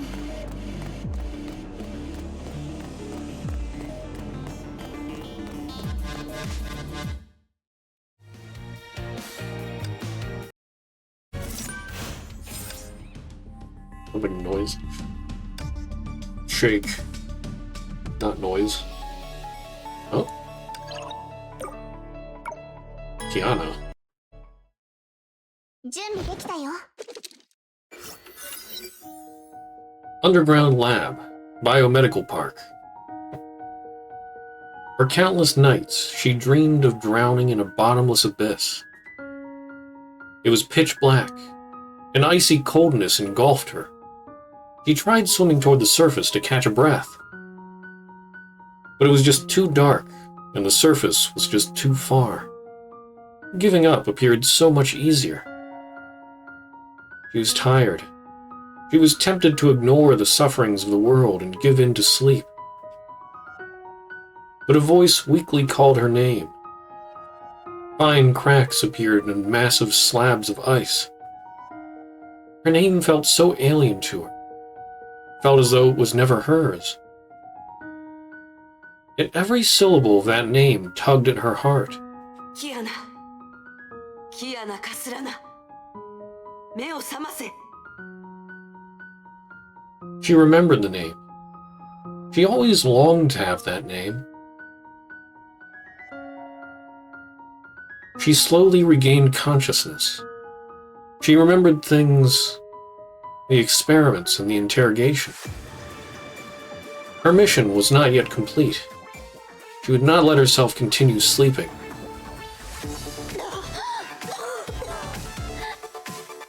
いいぞ、空のリッチや。今のテストでお前はほんの1秒にも満たない時間しか気絶しなかった。お前の体は奇跡の塊のようだ。どんな苦しみを与えても元に戻る。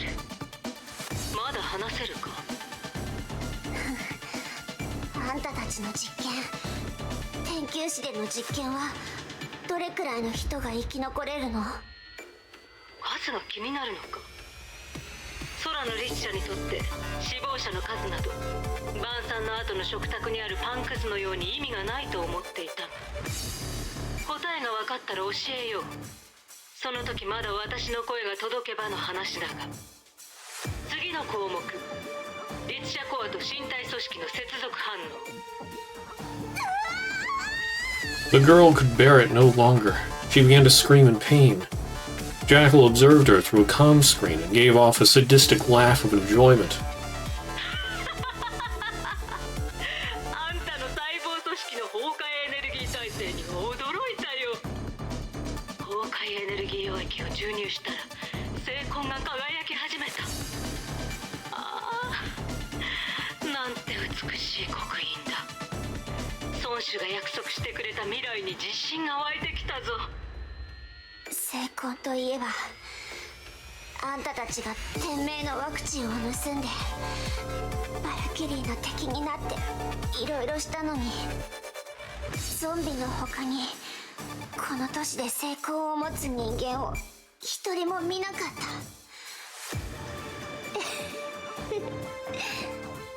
あんたの計算はきっと間違ってる。実験サンプルに対し専門的な問題について討論するつもりはない。だって馬鹿げているだろう。 Jackal waved her hand and initiated a new test.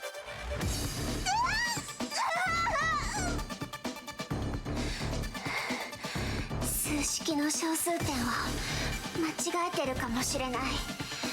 私もテストの時によく。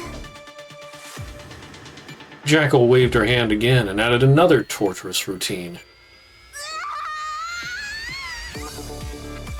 お前は運に恵まれた虫けらだ。神のような力を手に入れればこの世の全てに口出しできるとでも思っているのか。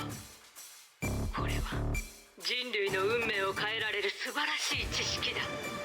そのようないい加減な比喩でこの深刻な話を愚弄するのは許さない。ワクチンの改造もどれほどの崩壊エネルギーを使えばこの都市にいる人々の成婚を完全活性化できるかも。それらの鍵となる知識は私のような非凡なる才能の持ち主以外に理解できまい。崩壊エネルギーはどこに放たれる？都市の中心、それとも郊外？質問が多すぎる。テストを飛ばして解剖を始めるとするか。たったこれっぽっちの答えのために無駄な時間を費やしちゃったよ。The lab rat suddenly smiled. She turned out to be a guest of a bad comedy show who finally lost her patience.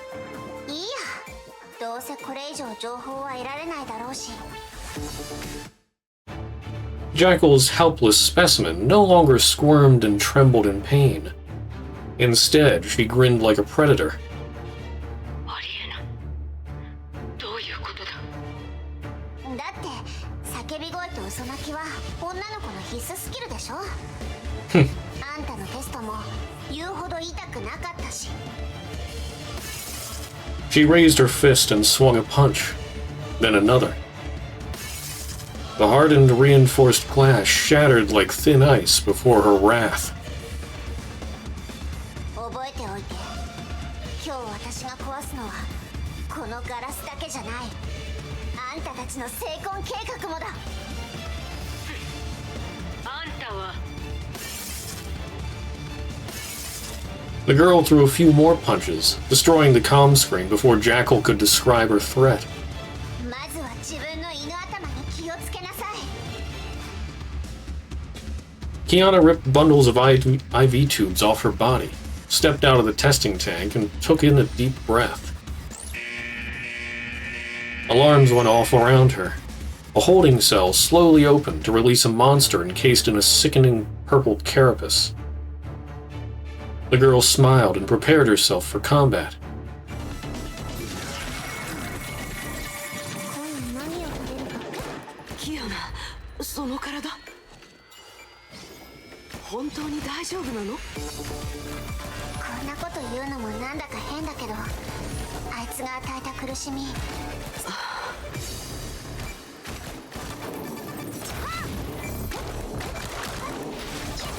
This one's a bit tough.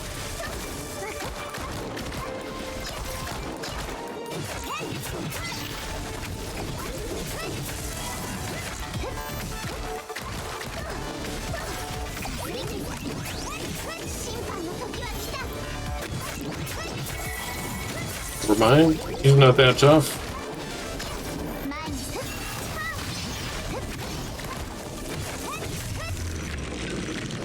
Get wrecked.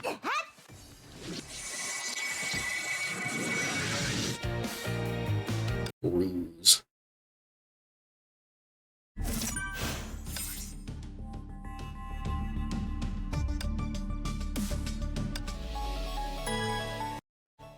there's room for another suit there. Her killing blow shattered the Honkai beast into black fragments that quickly disappeared into a yawning void. A mighty explosion quickly followed. The giant doors behind her fell apart. Kiana spun around and readied herself for another fight. But the intruder was someone who she was wholly unprepared to meet. Kiana Castellana had fantasized a million different reunions with Ryan and May. But this was not one of them. She did not expect to meet her at this time or place. There was no joy in her heart. There was only fear. メイ先輩、ここに何しに来たの？ここは来ていい場所じゃないよ。私はとにかくここは危ないの。 After all she had been through, she thought she was strong enough to face her best friend. But she lost all courage the very moment she saw May. She became that drifter girl once more. Guilt and fear of losing control plagued her heart. The demon of her past whispered behind her ears. May held Kiana in a tight, silent embrace. She held on tightly for fear of losing Kiana if she let go. キアナちゃん、怪我してる。帰ろう、ハイペリオンに。学園長たちもあなたを待っているわ。帰れないよ、メイ先輩。 The past where she could laugh together with her friends was gone. She could not pretend that nothing had happened. Will they welcome her with smiles and hugs? Some wounds would never heal. A forced smile only worsens the pain it tries to disguise. ごめん。もうみんなを巻き込みたくないんだ。 May looked at Kiana as though she was a stranger. キアナ、今は過去を懐かしんでいる場合じゃない。敵が通路からこっちに向かってくる。メイさんにも戦闘準備をしてもらおう。メイ先輩、少し時間が欲しいの。まずはここを出て、この都市の危機を解決したら、また話をしよう。リタさんから情報をもらってここに来たの。だから事情はもう把握してるわ。でも、キアナちゃん、これだけは分かってほしい。私も、ハイペリオンのみんなも、ずっとあなたを待っているから。 Kiana nodded. She then turned around to face the enemies.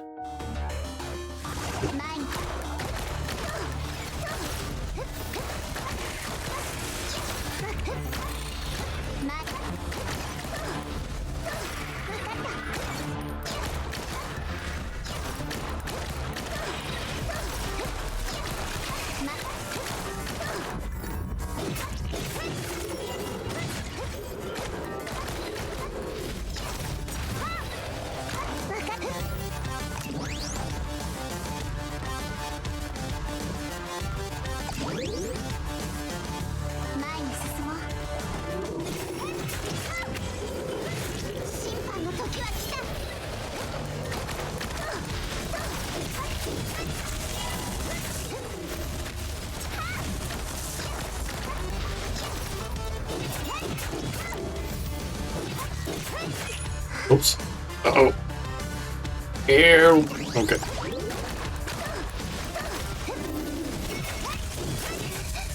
Well, paralyzed.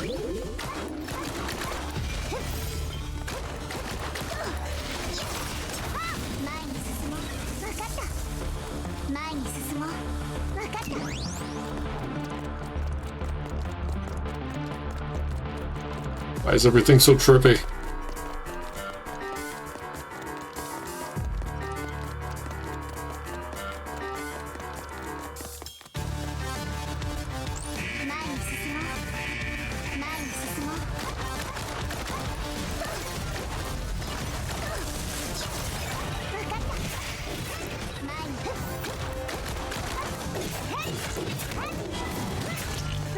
さんの時は来た。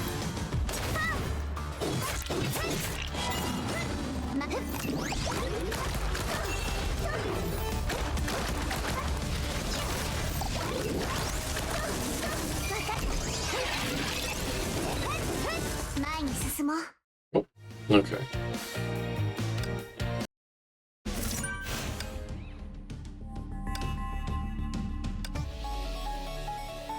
Back with Rita. 戦場のお掃除を始めさせて。さっきの実験室であの犬頭をかぶったやつが計画を漏らした。ワクチンを改造して人体の成根を活性化させる他に、ヨルムンガンドは都市レベルの崩壊災害を起こして成根の完全活性化をするって。詳しい時間と場所はわからないの。ここを全部探しても計画を止められないわ。場所は把握しましたよ。キアナさんは元気なようで安心しました。彼女を捕まえるというなら私がそれを許しません。メイさん、落ち着いてください。この都市では同じ戦線にいると申し上げたではありませんか。先ほどキアナさんがおっしゃったヨルムンガンドが崩壊災害を引き起こす計画、その後半部分は大方察しがついています。崩壊エネルギーの使用が厳しく管理されているこの都市では、本来なら大型崩壊を引き起こせるほどの力はありません。しかし検査を受け合法的に都市に入ったものなら話は別です。特に崩壊エネルギーを駆動システムに使う大型の乗り物、例えば私の戦艦エオス号は最高の餌になります。つまりあいつらはエオス号から崩壊エネルギーエンジンを外し利用しようとしているのでしょう。天球市の市民に最大限の影響を与えるため、そのエンジンは都市中心部の信号塔の上に設置されています。保護ケースを外しエンジンを一定時間オーバーロードさせれば巨大な崩壊エネルギーを放つ次元爆弾となり、ボン。その後はいくら調査しても天命は言い逃れできないでしょう。これ以上ここで時間を無駄にはできないね。ええ。しかし相手もこのまま私たちをここから出すつもりはないようです。A giant shadow slowly approaches, blocking both their path and view. あいつさっき倒したのに。 The gigantic figure of the strange purple beast re-emerged in the air.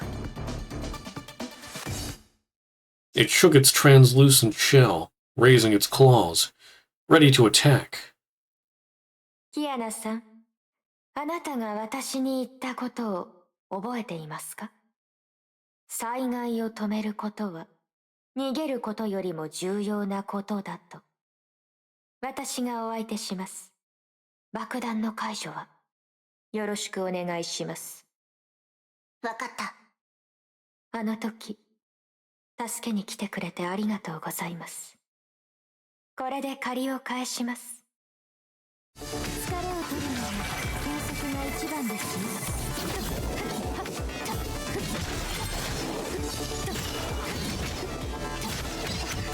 Ow. Okay, this thing hurts a little bit.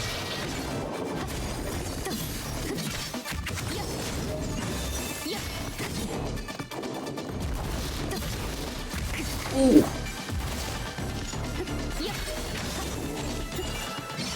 Keeps sucking me in. Ah.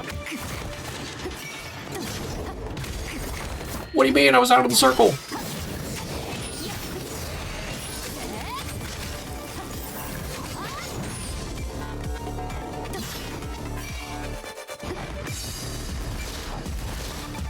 Okay. When he does that, I can interrupt him with a heavy attack.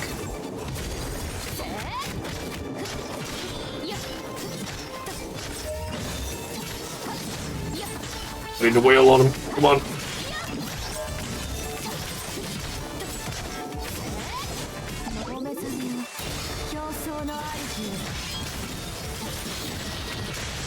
Take him down!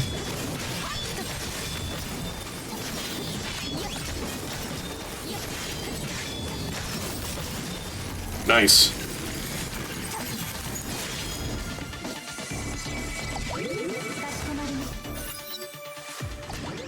Carcasses of slain beasts covered the ground.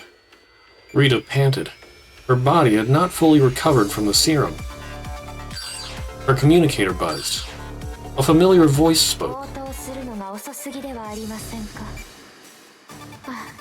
デュランダル様に捕まっても知りませんよ。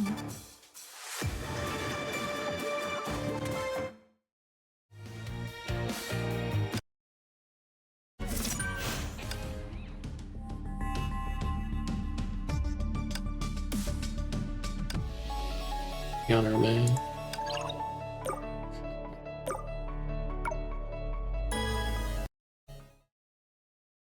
準備できたよ。わかった。Oh.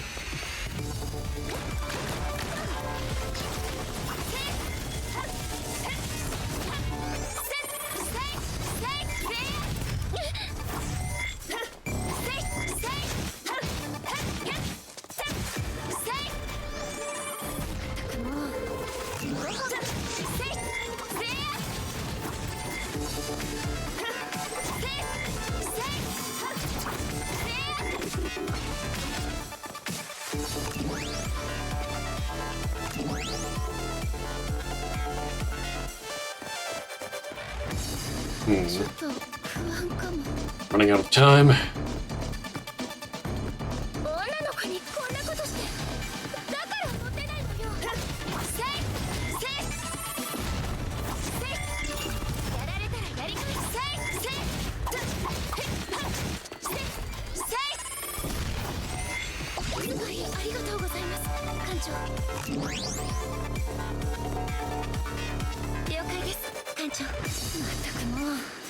ご飯を用意する時間がなくなるわ。 Hello there. 艦長、次の目標。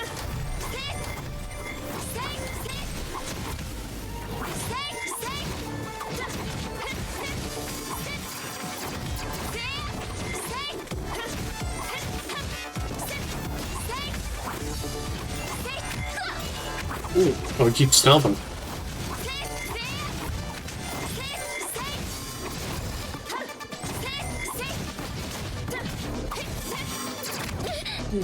Okay, you need to die. Oh. Ow.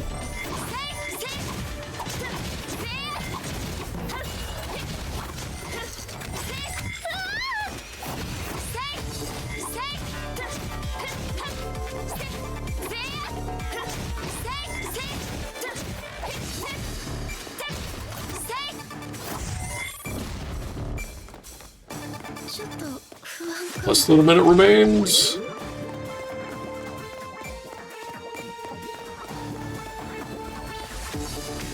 Okay. Raven. またあったな。今回は誰にも邪魔させない。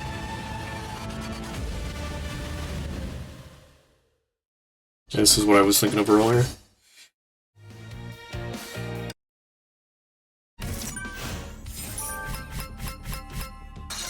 I don't remember much, but I remembered this one fight.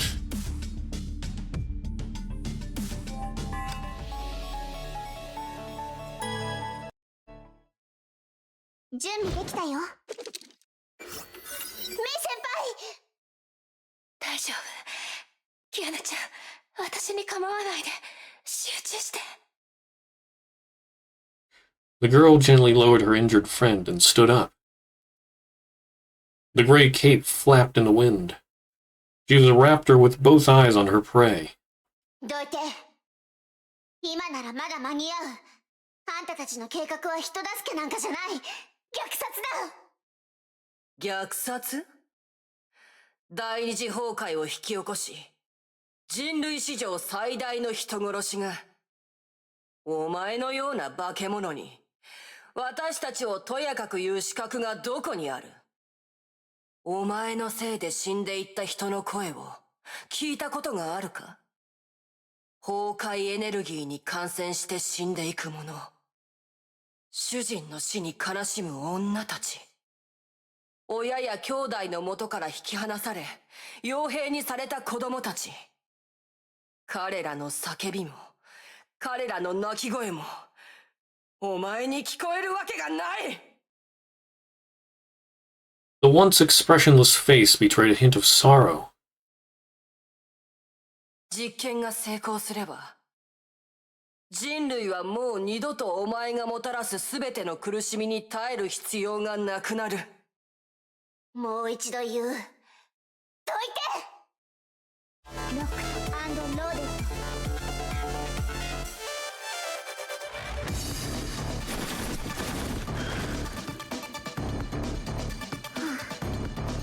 I don't remember this fight too well, but I remember it was a real pain.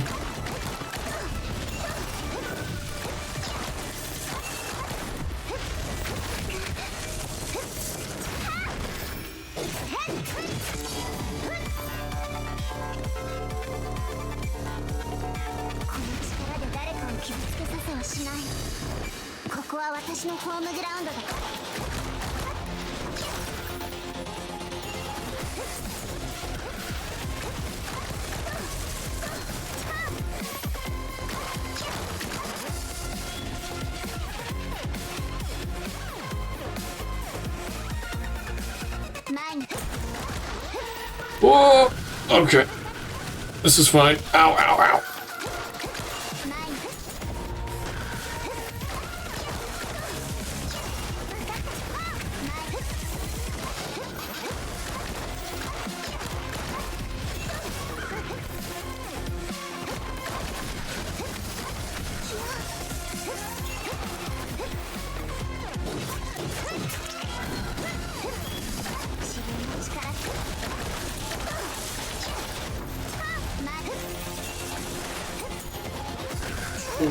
Try to lure her into what? Oh, is it one of the things in the corner?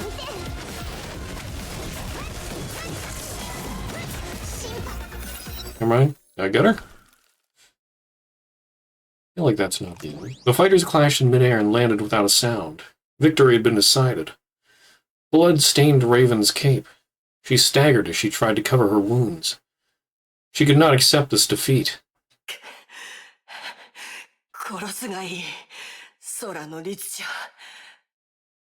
今までお前が平然としてきたように。Kiana looked into her enemy's eyes. She was probably about as old as she was, but those eyes only witnessed scenes of death and terror. Kiana holstered her guns. 実験はもうすぐ始まる。今さら何をしても結末は変えられない。お前の足止めはできた。この戦いは私の勝ちだ。Raven gave a cruel smile. She waved her hands weakly and created a smokescreen. Raven disappeared without a trace into the shadows of the city. ここまで来たっていうのに時間がないなんて。She had spent every iota of her strength. Her body was on the verge of collapse. きっとまだここを出る方法がある。ここに閉じ込められるわけにはいかない。キアナ、空の律者の力を全開放しよう。委員長、今なんて。あなたの体の中にある空の律者の力を目覚めさせるんだ。そうすればエンジンが爆発するまでにたどり着く。災害を阻止できる可能性はまだ残っている。委員長が何をしようとしてるかわかるよ。それが唯一の方法だってことも。